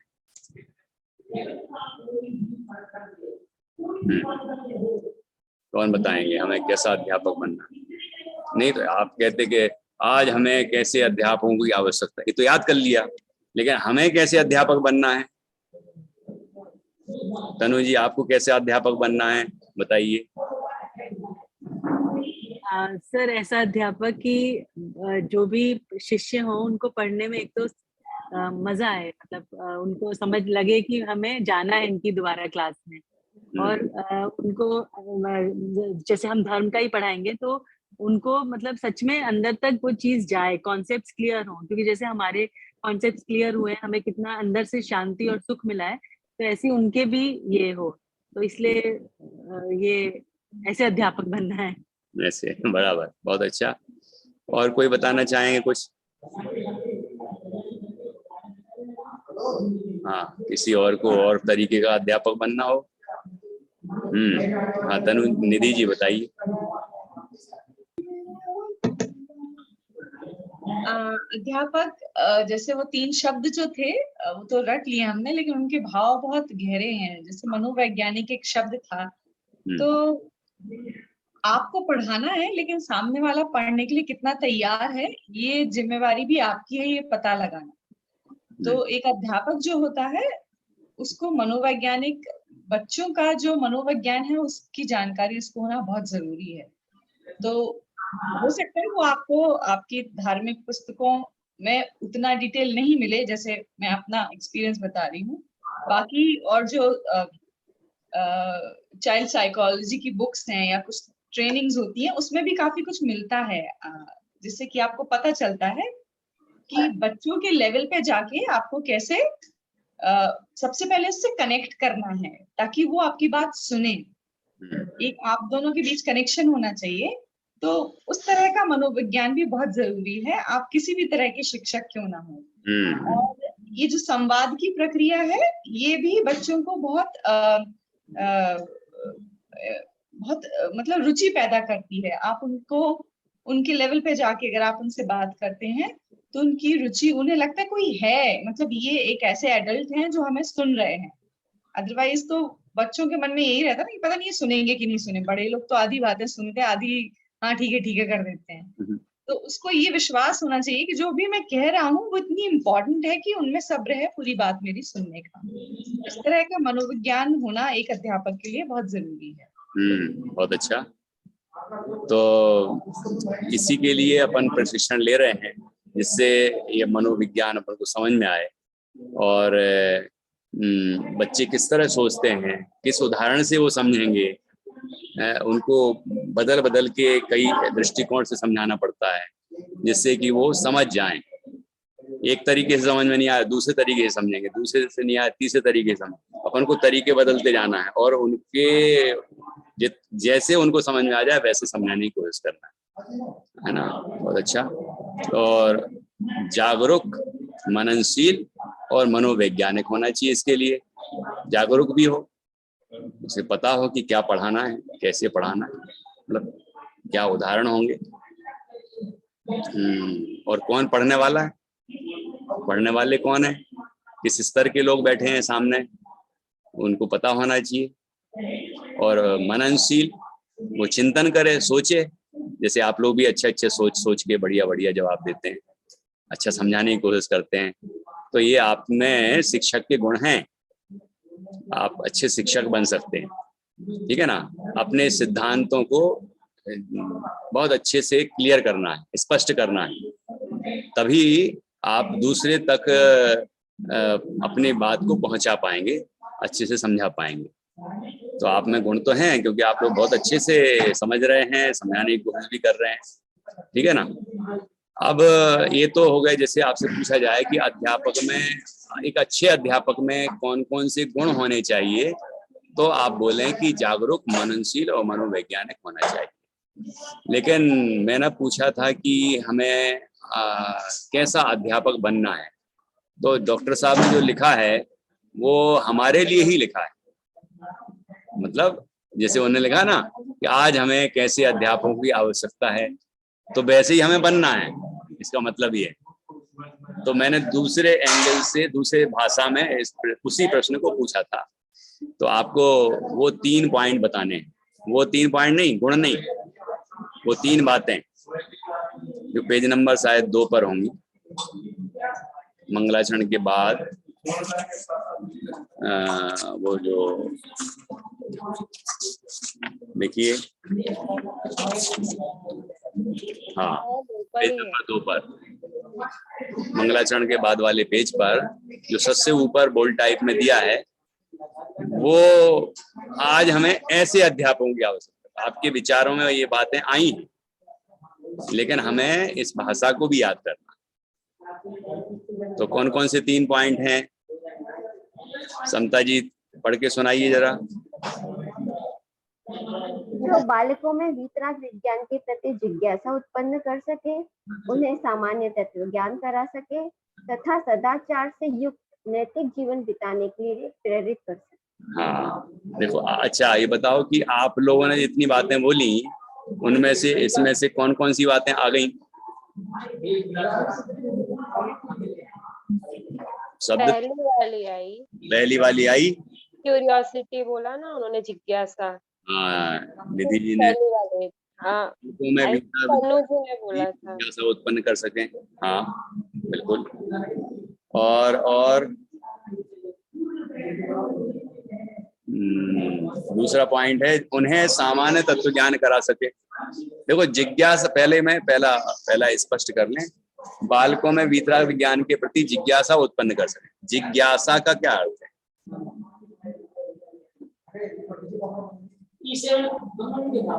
मतलब आप गए क्लास में और पाठशाला में और आपने शुरू कर दिया, ये भी सिखा दूं, ये भी सिखा दूं, सब सिखा दूं, ये ठीक है? या आपको ज्यादा नहीं सिखाना पड़े और भी ज्यादा सीख जाए, ऐसा कुछ करना है? तो क्या करें? तो जिज्ञासा पैदा करें। जिज्ञासा का अर्थ हुआ उत्सुकता, मतलब और जानने की इच्छा। क्या है ये जैन धर्म, क्या है ये वीतराग विज्ञान? हमने विज्ञान तो सुना है, लेकिन ये वीतराग विज्ञान क्या है? और इसमें तो इससे तो सुखी हो सकते हैं हम, तो और जानने की कोशिश करेगा। तो ऐसी रोचकता हम पैदा कर देंगे कि वो और अधिक जानने के लिए उत्सुक होगा। ठीक है? जैसे डॉक्टर साहब ने वो पंचतंत्र की कहानी सुनाने वाले का बताया था कि नहीं, कैसे उत्सुकता पैदा करते हैं। तो ऐसी उत्सुकता बच्चों में होना चाहिए। अगले दिन पाठशाला में भी आएंगे और घर पे भी जाके पढ़ेंगे और अपने दादा दादी से भी पूछेंगे, और भी किसी से पूछ सकते हैं, मम्मी पापा से भी पूछेंगे, ये क्या है, ये क्या है, वो क्या है ना? आपसे भी पूछेंगे, क्योंकि उनके मन में ये भावना आ गई कि अरे ये तो बहुत गजब की बात है, सीखना चाहिए हमें। तो जिज्ञासा पैदा करना। और दूसरे पॉइंट में क्या समझना है अपन को, कि उन्हें सामान्य तत्व ज्ञान करा सके। क्या मतलब हुआ? सामान्य तत्व ज्ञान करा सके, क्या अर्थ होगा इसका? सुलोचना जी आप बताइए। हम जैन है तो हमारी कैसी दिनचर्या होना चाहिए, कैसे हमें दर्शन करना चाहिए, हमारे मंदिर जाए तो हम क्या बोले, ऐसा उनको अपनी लाइफ स्टाइल उनकी कैसी करना है, तो उस हिसाब से उनको तत्व ज्ञान करा। मैंने जैसे हम लोग का भी बताया कि हम बचपन में इतने चंचल थे कि नहीं, इतना कुछ नहीं था, पर बस एक घर में प्रथा थी मंदिर जाना, फिर परीक्षाएं देना, तो वो उत्सुकता थी, तो वो शब्दों में रट लिए परिभाषाएं, और वही परिभाषाएं जैसे जैसे बड़े होते गए और समझते गए तो अपने आप इस तरफ मुड़ गए, फिर रास्ता ढूंढना नहीं पड़ा। ठीक है, अच्छा बताया। सामान्य तत्व ज्ञान करा सके, तो ये तो बातें बताई थी जैसे बाल बोध में अपन सीख रहे हैं। अच्छा, जैसे अपन जीव अजीब वाला पार्ट समझना, तत्व ज्ञान है ना उसमें, जीव अजीब तत्व का ज्ञान है। तो सामान्य तत्व ज्ञान का क्या अर्थ है? अभी अपन ने जीव अजीब पार्ट रिवाइज भी कर लिया, सुबह भी आपको समझाया था, है ना? तो अब उसमें और समय सारजी में जीव अजीब की चर्चा समय सारजी में भी है। तो अब अंतर समझना अपन को, सामान्य तत्व ज्ञान और विशेष तत्व ज्ञान। विशेष तत्व ज्ञान में तो पर्यायों से पार कर देंगे, है ना? तो वो करना है क्या अभी? नहीं। तो जो अपन ने पढ़ाया अभी जैसे आपने अभी रिवाइज किया ना, तो उतने ही लेवल तक जाना, उस स्तर तक ही हमें जाना है कि उन्हें जीव अजीब क्या है, जीव अजीब की पहचान कैसे होती है, हम कौन हैं, है ना, और अजीब कौन है, ये सब समझ में आ जाना चाहिए। ये है सामान्य तत्व ज्ञान। और विशेष तो धीरे धीरे वो बड़ी बड़ी क्लास में जाएंगे ना, तो विशेष सीखते जाएंगे। और पात्र जीव होगा तो सामान्य से ही काम कर लेगा अपना। वो जिसने मतलब पहले से उसको ऐसी कोई देशना प्राप्त होगी या ऐसे धारणा, मतलब पहले से कुछ होगा, है ना, तो उसको इतना ही सुनते ही, जैसे कि वो दाल और छिलका भिन्न भिन्न है, विभूति मुनिराज की कहानी, तो सामान्य तत्व ज्ञान तो था और काम कर लिया। जैसे दाल और छिलका भिन्न है, ऐसे ही शरीर से आत्मा भिन्न है, मैं आत्मा हूँ, लीन हो गए, केवल ज्ञान हो गए। तो अभी अपन को बहुत गहरा नहीं बताना, भले ही आपको आता है, लेकिन अभी नहीं बताना है। है ना, उनको उत्सुकता पैदा करनी है, अभी ज्यादा नहीं बताना। ठीक है, कौन जो मुख्य बेसिक बात है वही अभी समझाना है, क्योंकि कई अध्यापक जो प्रवचनकार भी होते हैं और बड़े बड़े शास्त्रों ज्ञाता होते हैं, तो वो ये भूल जाते हैं कि हमारे सामने कौन बैठा है, और उस स्तर पर ध्यान नहीं देके और बहुत गहरी गहरी बातों में चले जाते हैं, और वो बच्चे बेचारे अगले दिन आते ही नहीं, समझ ही नहीं पाते क्या बोल रहे हैं, है ना। तो इस पॉइंट में बहुत दम है, उन्हें सामान्य तत्व ज्ञान कराना। और तीसरा क्या है, जो आपने बता ही दिया सुलोचना जी ने, कि हम बचपन में क्या अपनी बताएंगे, हम ऐसा करते थे, दर्शन करे बिना भोजन नहीं करते थे, सुबह जल्दी उठते थे, और ऐसी दिनचर्या होती थी हमारी, या उनकी कैसी होना चाहिए, इस तरीके से अपन उनको ही तो प्रेरणा देते हैं। तो इसमें लिखा है ना, सदाचार से युक्त नैतिक जीवन बिताने के लिए प्रेरित कर सकें। अब यहाँ प्रेरित शब्द में क्या दम है, प्रेरित कर सकें ऐसा क्यों लिखा? पल्लवी जी आप बताइए, प्रेरित कर सके, प्रेरणा देना है, प्रेरणा देने के लिए क्यों बोल रहे हैं? सर इससे हम मतलब अपनी लाइफ स्टाइल बता के कि हम लोग ऐसा करते, तो उससे हम अपनी प्रेरणा दे सकते हैं बच्चों को कि मतलब हम लोग ऐसा, उनकी जीवनी सुना के या उनकी कहानियां सुना के। हाँ, लेकिन प्रेरणा देने के लिए क्यों कहा, प्रेरित करने के लिए क्यों कहा, और कुछ क्यों नहीं कहा? और क्या कह सकते हैं? यहाँ प्रेरित करने के लिए क्यों कह रहे हैं? और कुछ क्या हो सकता है जो नहीं करना है? हाँ बताइए किंजल जी। अगर उनको ऐसे बोलेंगे करो करो, तो उनको ऐसा लगेगा कि हमें ऑर्डर दे रहे हैं। हाँ, उनको प्रेरणा देनी, ऐसा नियम लो, ऐसा नियम नहीं लोगे तो ऐसा हो जाएगा, ऐसा नियम लोगे तो ऐसा होगा, मतलब थोपना नहीं है उनके ऊपर, ये कहना चाह रहे हैं। जीवन सदाचार से युक्त नैतिक जीवन बिताने के लिए प्रेरित कर सके, तो प्रेरित कर सके में कितनी दम है कि सदाचार थोपना नहीं है, ऐसा करना ही पड़ेगा, ये नियम उसको जबरदस्ती दिलाना नहीं है, बल्कि उसके लिए उसको प्रेरित करना, उदाहरण देके, कहानियां सुना के कि उनने ऐसा किया था तो उनका ऐसा हुआ, देखो, है ना। वो श्यार की कहानी है, श्यार ने ही देखो रात्रि भोजन का त्याग किया, ऐसी कहानियां है ना, तो वो स्वर्ग में चला गया। तो देखो रात्रि भोजन त्याग का कितना महत्व होता है, तो वो जब एक पशु कर सकता है तो हम नहीं कर सकते, ऐसा हमें समझाना है। ये नहीं कहना है कि चलो तो कल से कौन कौन रात्रि भोजन नहीं करेगा, नियम लो, ऐसा नहीं थोपना है। आप उसे ही जागरूक होने दो, उसे ही अंदर में तैयारी करने दो। वो जब अंदर से नियम आएगा ना, अंदर से, तो वो पक्का रहेगा, और फिर कोई भी स्थिति आ जाए वो नियम नहीं तोड़ेगा, क्योंकि उसने समझ के लिया है, अज्ञानता पूर्वक नहीं लिया है नियम, जान के समझ के लिया है। और कई लोगों ने उसको रोका भी होगा तो भी लिया है, उसने अपनी बात समझाई है। जैसे किसी को अंदर से वैराग आ जाए, फिर देखो कुंद आचार्य की माँ कितने समझा रही थी उनको, 11 साल के बालक को, लेकिन पक्के वैरागी थे। जम्मू कुमार को कितना समझाया, तो वैराग अंदर से आया है ना, इसलिए वो दृढ़ होता जा रहा है।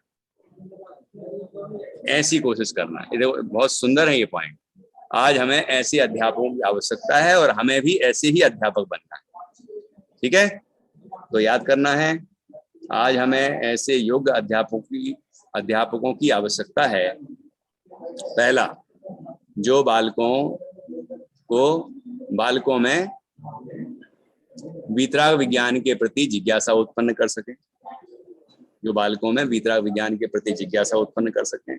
दूसरा, उन्हें सामान्य तत्व ज्ञान करा सकें, और तीसरा, उन्हें सदाचार से युक्त नैतिक जीवन बिताने के लिए प्रेरित कर सके। ऐसे अब कल मैं सुनूंगा, आपको याद होना चाहिए अच्छे से। समता जी, देख के नहीं बोलना है, कल आपको बिल्कुल बिना देख के सब कुछ बोलना है। और कल का मतलब, कल जो सुबह की क्लास होगी उसमें नए पाठ हो जाएंगे, मतलब बालबोध पाठमाला भाग 1 पूरी हो जाएगी। और प्रशिक्षण निर्देशिका में भी आगे बढ़ेंगे, तो वो सब भी याद होना चाहिए। आप कोशिश करिए, जरूर होगा, हम अभ्यास करेंगे। देखो बहुत सारा तो अभी याद हो गया होगा आपको। जब आप कक्षा में आते हैं, दूसरे लोग भी बोलते हैं, हम भी बोलते हैं, सुन सुन के वो बात समझ में भी आती है, याद भी हो जाती है। यही इसीलिए तो ये अभ्यास कक्षा होती है, ये अभ्यास प्रैक्टिस क्लास है, ठीक है ना। अब इसमें एक तो पॉइंट ये हो गया, देखो आप निशान लगा लो क्या क्या मैं पूछूंगा आपसे। पेज नंबर 1 मंगलाचरण वाला, तो मंगलाचरण तो याद होना ही चाहिए, ये तो हम डेली करते ही हैं। उसके नीचे एक बोल्ड टाइप में पंक्ति है जिसमें लिखा है व्यवस्थित वैज्ञानिक विधि और तत्संबंधी कार्य कुशलता। मिल गया।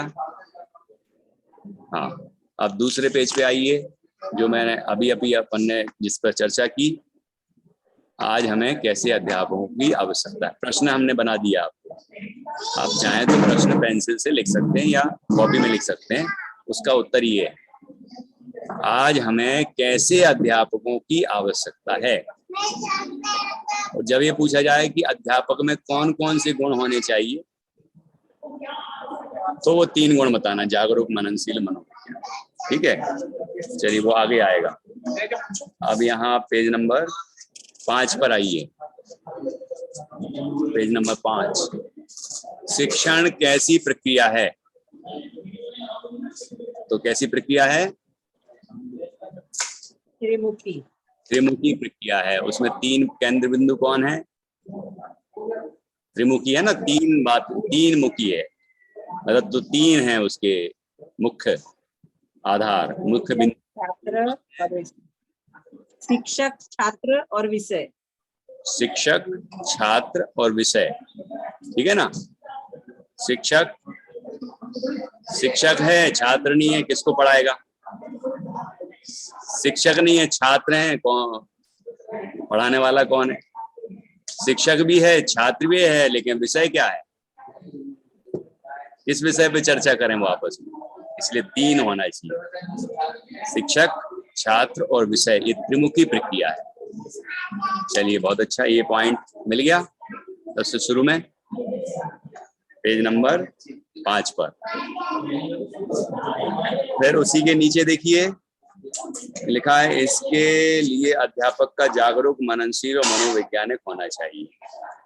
तो अध्यापक कैसा होना चाहिए, उसके या उसमें कौन से गुण होने चाहिए, वो 3 पॉइंट ये वाले।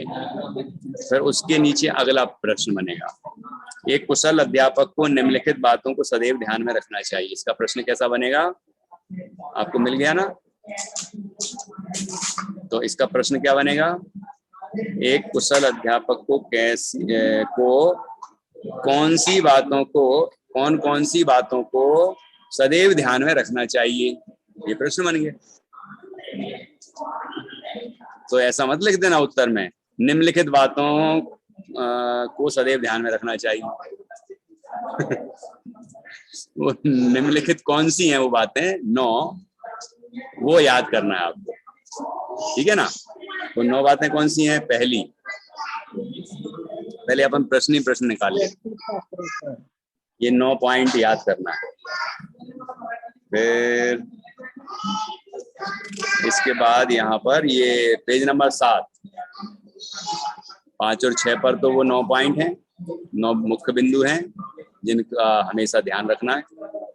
7 नंबर पेज पर ये पॉइंट्स याद करने आप, पढ़ाई जाने वाली पद्धति में प्रयुक्त सोपान, पढ़ाई जाने वाली पद्धति में प्रयुक्त सोपान, ठीक है। तो ये कितने पॉइंट हैं देखो, 10, पीछे अगले पेज तक कितने हैं, 10।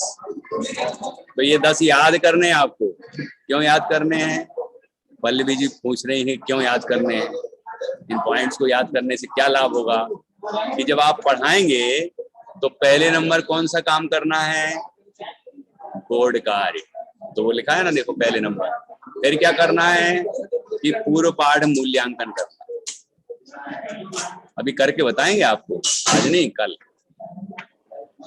है ना, करके बताएंगे जिससे आप सीखें और आपको फिर करके दिखाना है।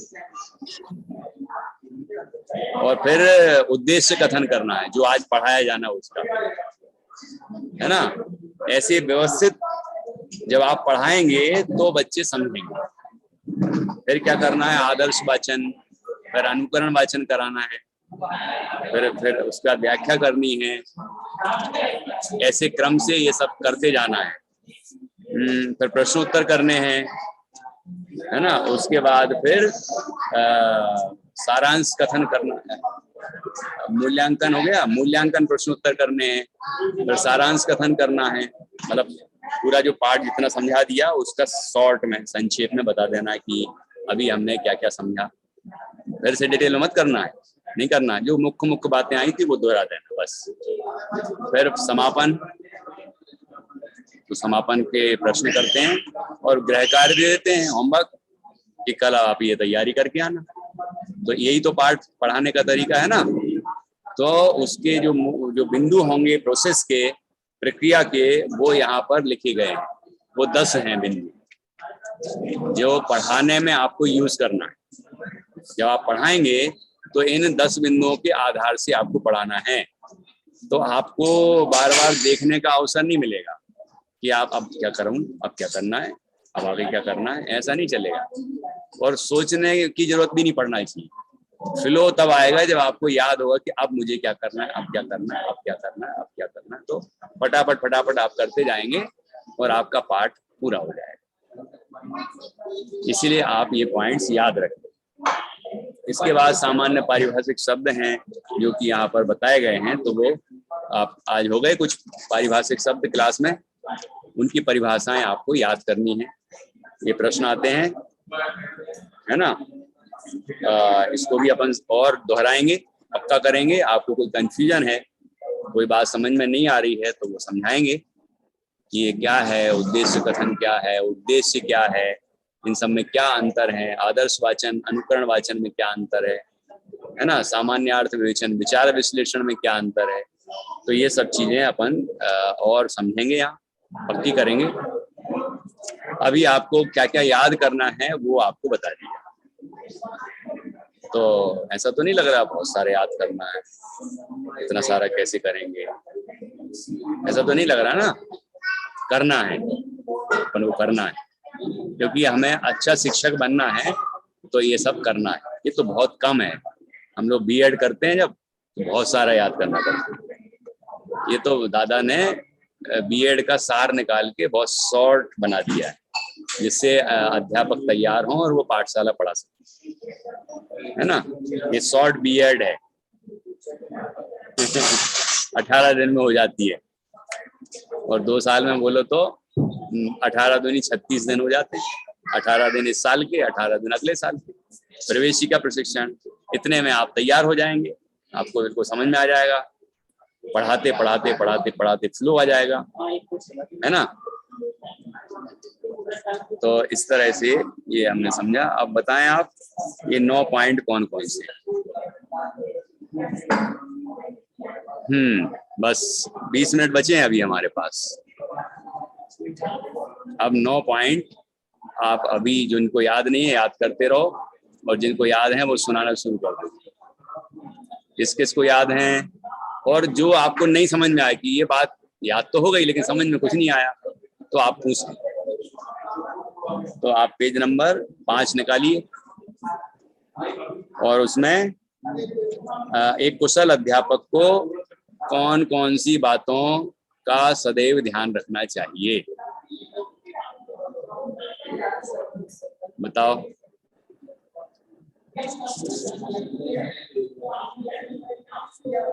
पहला, चलो एक एक बोलते जाओ और बताते जाओ कि क्या है, तो याद भी हो जाएगा।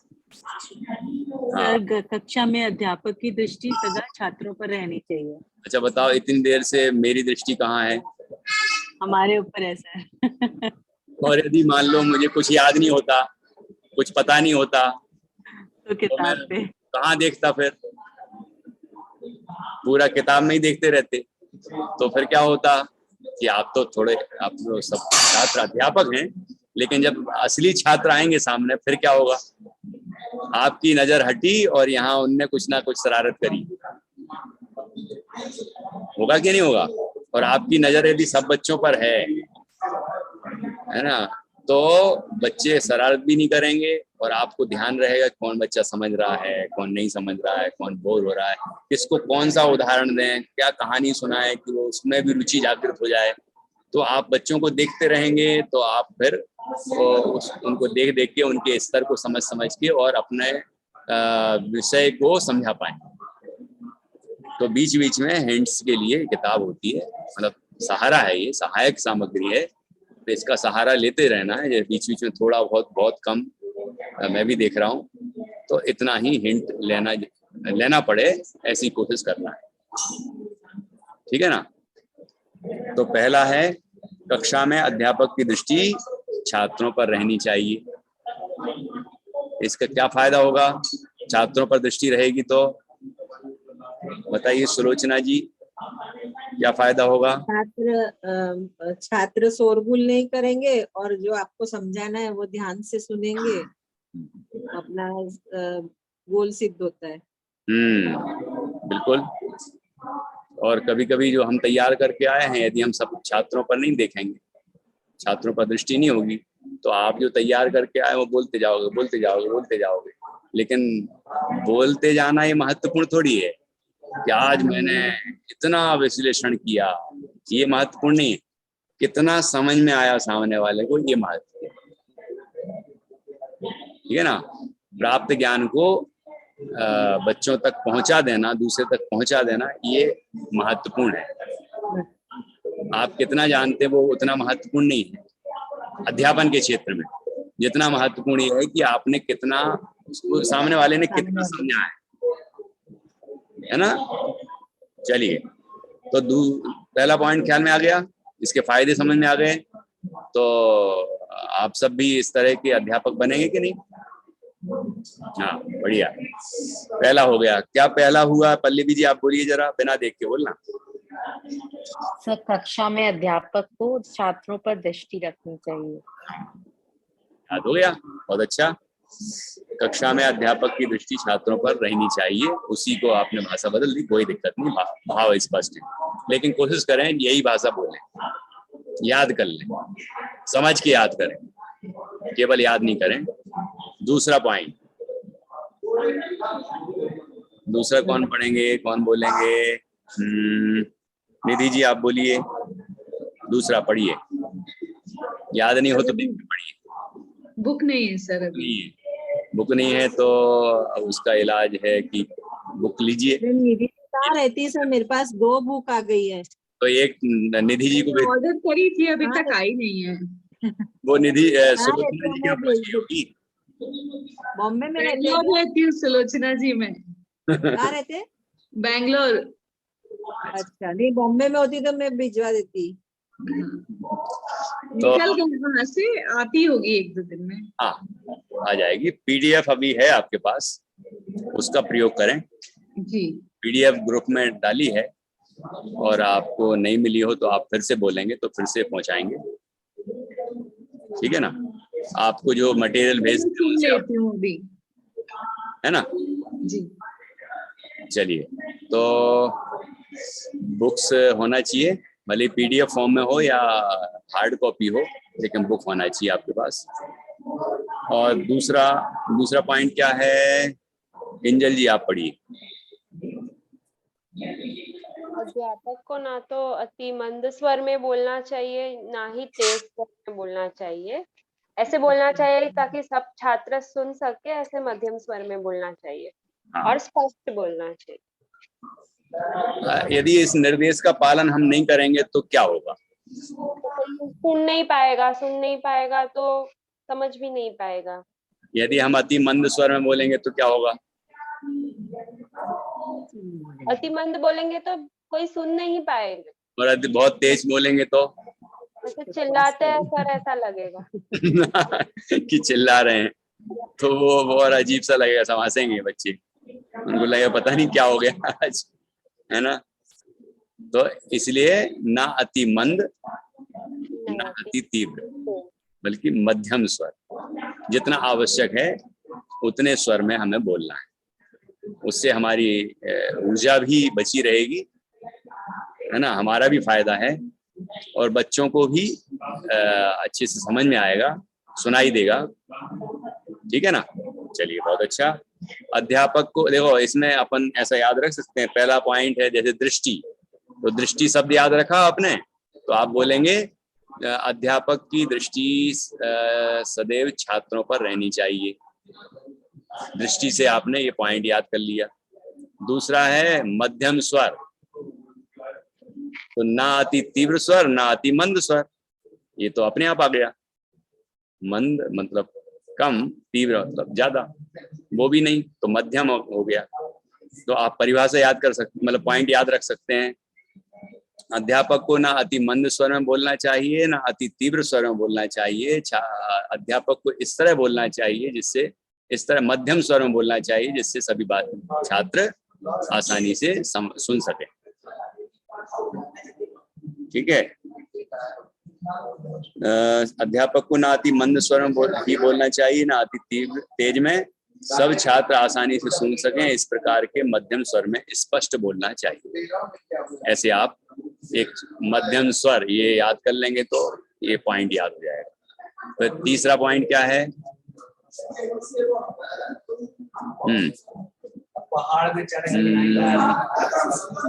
वल्लभी जी आपके पास किताब है? हाँ बोलिए। सर, छात्रों के स्तर एवं पूर्व ज्ञान को आधार मानकर अपनी बात समझानी चाहिए। इसका क्या अर्थ हुआ? सर, इसका मतलब कि हम जैसे बच्चों को अगर हम कुछ बता रहे हैं तो हमें बच्चों के स्तर पे उन्हें समझाना चाहिए। ऐसा नहीं कि हम बच्चों के लेवल से हट के हम अपना समय सार की उसमें या कोई और प्रवचन सार की भाषा में हम उनको समझाने लग जाएं आप तो ही ने बोला था वो हिंदी समझेंगे। वगैरह।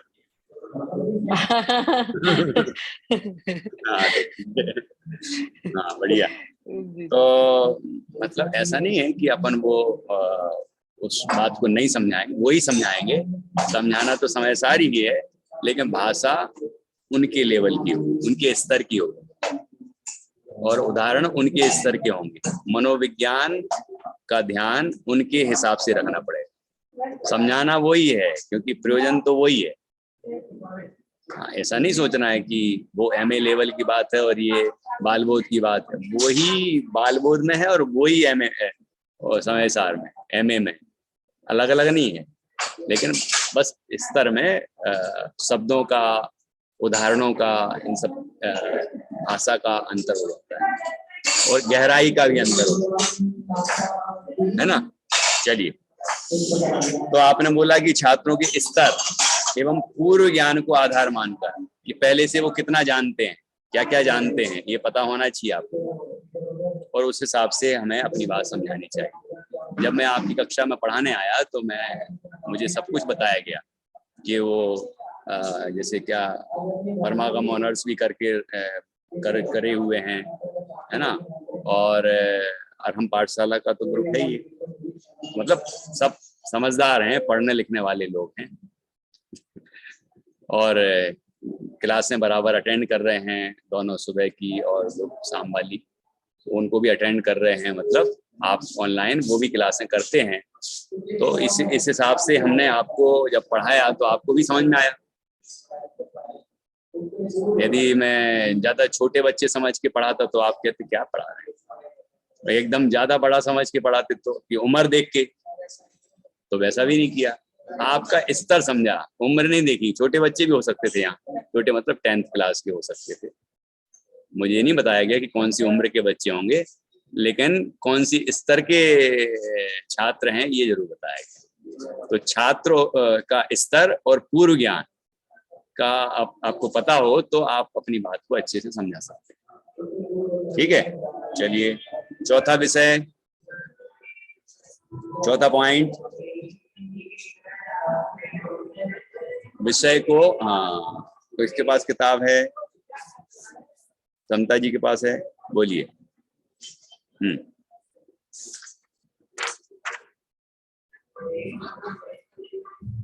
बोलिए। विषय को इस तरह उठाना चाहिए कि छात्रों में प्रस्तुत विषय को जानने की जिज्ञासा जागृत हो। विषय को इस तरह उठाना चाहिए कि छात्रों में प्रस्तुत विषय को जानने की जिज्ञासा जागृत हो। और जानना चाहें क्या है ये, क्या बता रहे हैं, तो उसी के लिए तो वो प्रोसेस है, उद्देश्य कथन वगैरह ये सारी चीजें है ना, तो उससे बच्चों को जानने की जिज्ञासा, अच्छा आज ये पढ़ाएंगे, आज ये बताएंगे।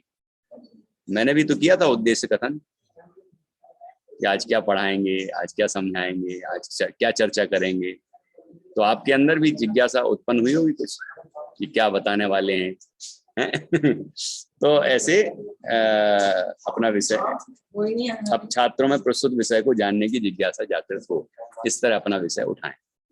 बहुत अच्छा। अभी बाकी जो बचे पॉइंट हैं 5 से लेके 9 तक, इसको आप तैयार कर लें, बाकी अपन कल इसको पक्का करेंगे, और जो आगे आएगा और विषय हो जाएगा उसको भी कर लेंगे। आज अपन इतना ही रखते हैं, इतना ही अच्छे से हो गया यदि तो आपका बहुत कुछ काम हो जाएगा। ये सब बेसिक है ना, बेसिक होना चाहिए, पहले मजबूत करिए और उसके बाद फिर आगे बढ़ते जाइए। तो आज हमने देखो 4 पाठ जो सिद्धांत के हैं बालबोध पाठमाला भाग 1 के, उनमें से कुछ कौन कौन से तथ्य निकल रहे हैं, कौन कौन सी महत्वपूर्ण बातें हैं, उसको और कैसे समझना है, समझाना है, ये हमने आज किया। उसके बाद फिर प्रशिक्षण निर्देशिका में से जो पॉइंट्स हो चुके हैं उनको अभी तक 4 पॉइंट यहाँ तक हो गए, और उसके पहले के जागरूक मननशील मनोवैज्ञानिक या कैसे अध्यापकों की आवश्यकता है, ये सब अपन ने रिवाइज किया, पक्का किया और समझा। तो आगे भी जो आने वाला विषय है वो इसी तरह आगे बताया जाएगा। तो आपको अच्छे से सीखना है और अच्छे से याद करना है पॉइंट्स। आगे के पाठों के लिए भी तैयार रहें, क्योंकि कल जो पढ़ाया जाएगा उसको आप नोट करते जाएं, कौन सी महत्वपूर्ण बातें बताई हैं। तो इस तरह आप अच्छी तैयारी करते जाएंगे तो एक आप पहले तो हमारे कॉन्सेप्ट अच्छे और क्लियर होते हैं। एक हम पढ़ते हैं जब, और एक पढ़ाने के लिए जब पढ़ते हैं, दोनों में फर्क आता है। तो आपके कॉन्सेप्ट देखना, आप जितना आपने पहले पढ़ा होगा ना बालबोध,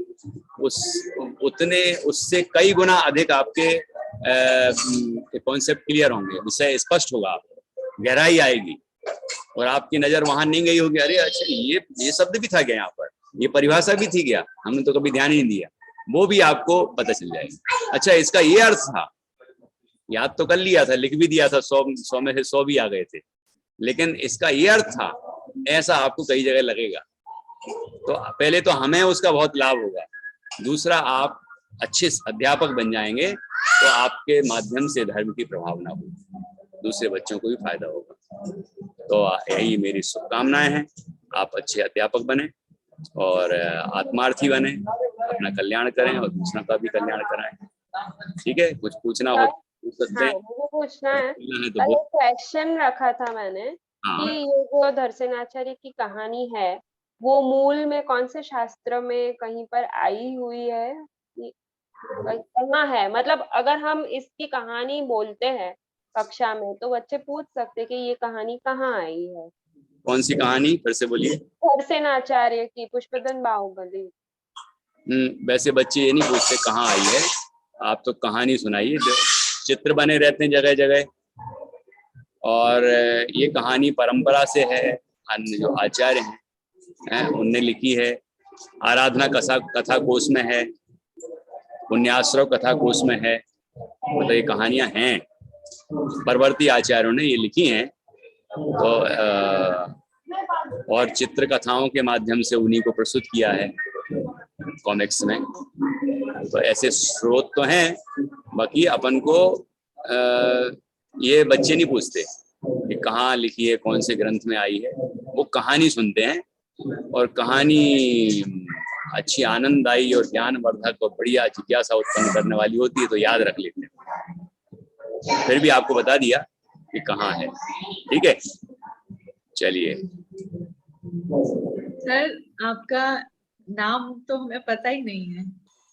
हाँ, मेरा नाम है अशोक जैन, शास्त्री हैं, MA B.Ed हैं इंदौर में, स्कूल में भी पढ़ाते हैं और ऑनलाइन पाठशालाएं भी लेते हैं, ऑफलाइन भी प्रवचन आदि क्लासेस पाठशालाएं वगैरह भी चलाते हैं इंदौर में। तो यहाँ भी अभ्यास कक्षाएं में लेता हूँ दोपहर में, जो 1.5 से 3.5 की कक्षा होती है उसमें अभ्यास कराते हैं। 10-12 साल से आ रहे हैं और अभ्यास कराते हैं बच्चों को। और कई बच्चे यहाँ से शास्त्री हो गए, वो याद करते हैं हमें आपने पढ़ाया था। हम भूल जाते हैं, इतने साल बाद देखते हैं तो भूल जाते हैं, लेकिन वो कहते हैं कि आपने हमें पढ़ाया था शिविर में और आपने हमें ये पढ़ाना सिखाया था। तो अच्छा लगता है सुन के, लेकिन मैं तो कई बार भूल ही जाता हूँ मतलब मैंने पढ़ाया भी था कि नहीं पढ़ाया था, इतने साल हो गए।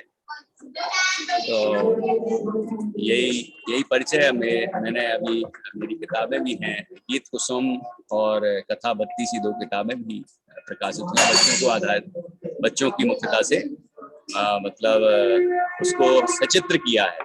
कथा 32 में 32 कहानियां पुराणों से ली गई, मूल पुराणों से, लेकिन सरल भाषा में चित्रों के साथ प्रस्तुत किया है। और गीत कुसुम में 135 बाल गीत हैं, उनको भी सचित्र तैयार कराया है। तो ये किताबें यहाँ प्रकाशित हुई हैं, यहाँ भी हैं, PDFs वगैरह भी हैं उसकी। तो ऐसी तैयार की है। ऐसा सामान्य सा परिचय है और अभी अपन जुड़े रहेंगे।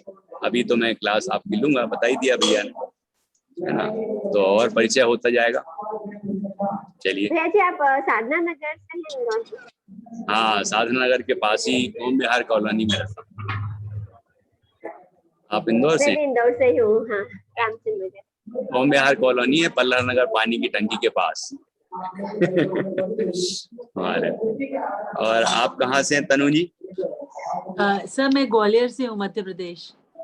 बहुत बढ़िया। निधि जी तो आप कभी आए हैं ग्वालियर? निधि जी बेंगलोर से हैं, अभी तो बताया था आपने। और सुलोचना जी बताया था आपने कि बॉम्बे से हैं, है ना। और किंजल जी आप कहाँ से हैं? बॉम्बे। हाँ, मैं अभी देवलाली में हूँ, तो सुबह की कक्षा में अटेंड करती हूँ। आप यही हैं? जी, मैं देवलाली में ही हूँ, पर वो कुछ घर में सर्कमस्टेंसेस ऐसे है तो मैं अभ्यास कक्षा नहीं अटेंड कर पाती दिन में। इसलिए हाँ ऑनलाइन आते हैं। बहुत बढ़िया। पल्लवी जी आप कहाँ से? सर मैं भी ग्वालियर से हूँ।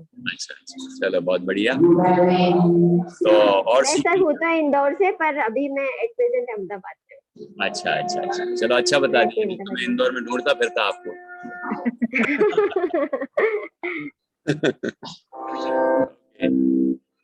सभी 9 बार नमोकार मंत्र के माध्यम से पंच परमेष्टि का स्मरण करेंगे और इस तरह हमारी कक्षा। जय जय।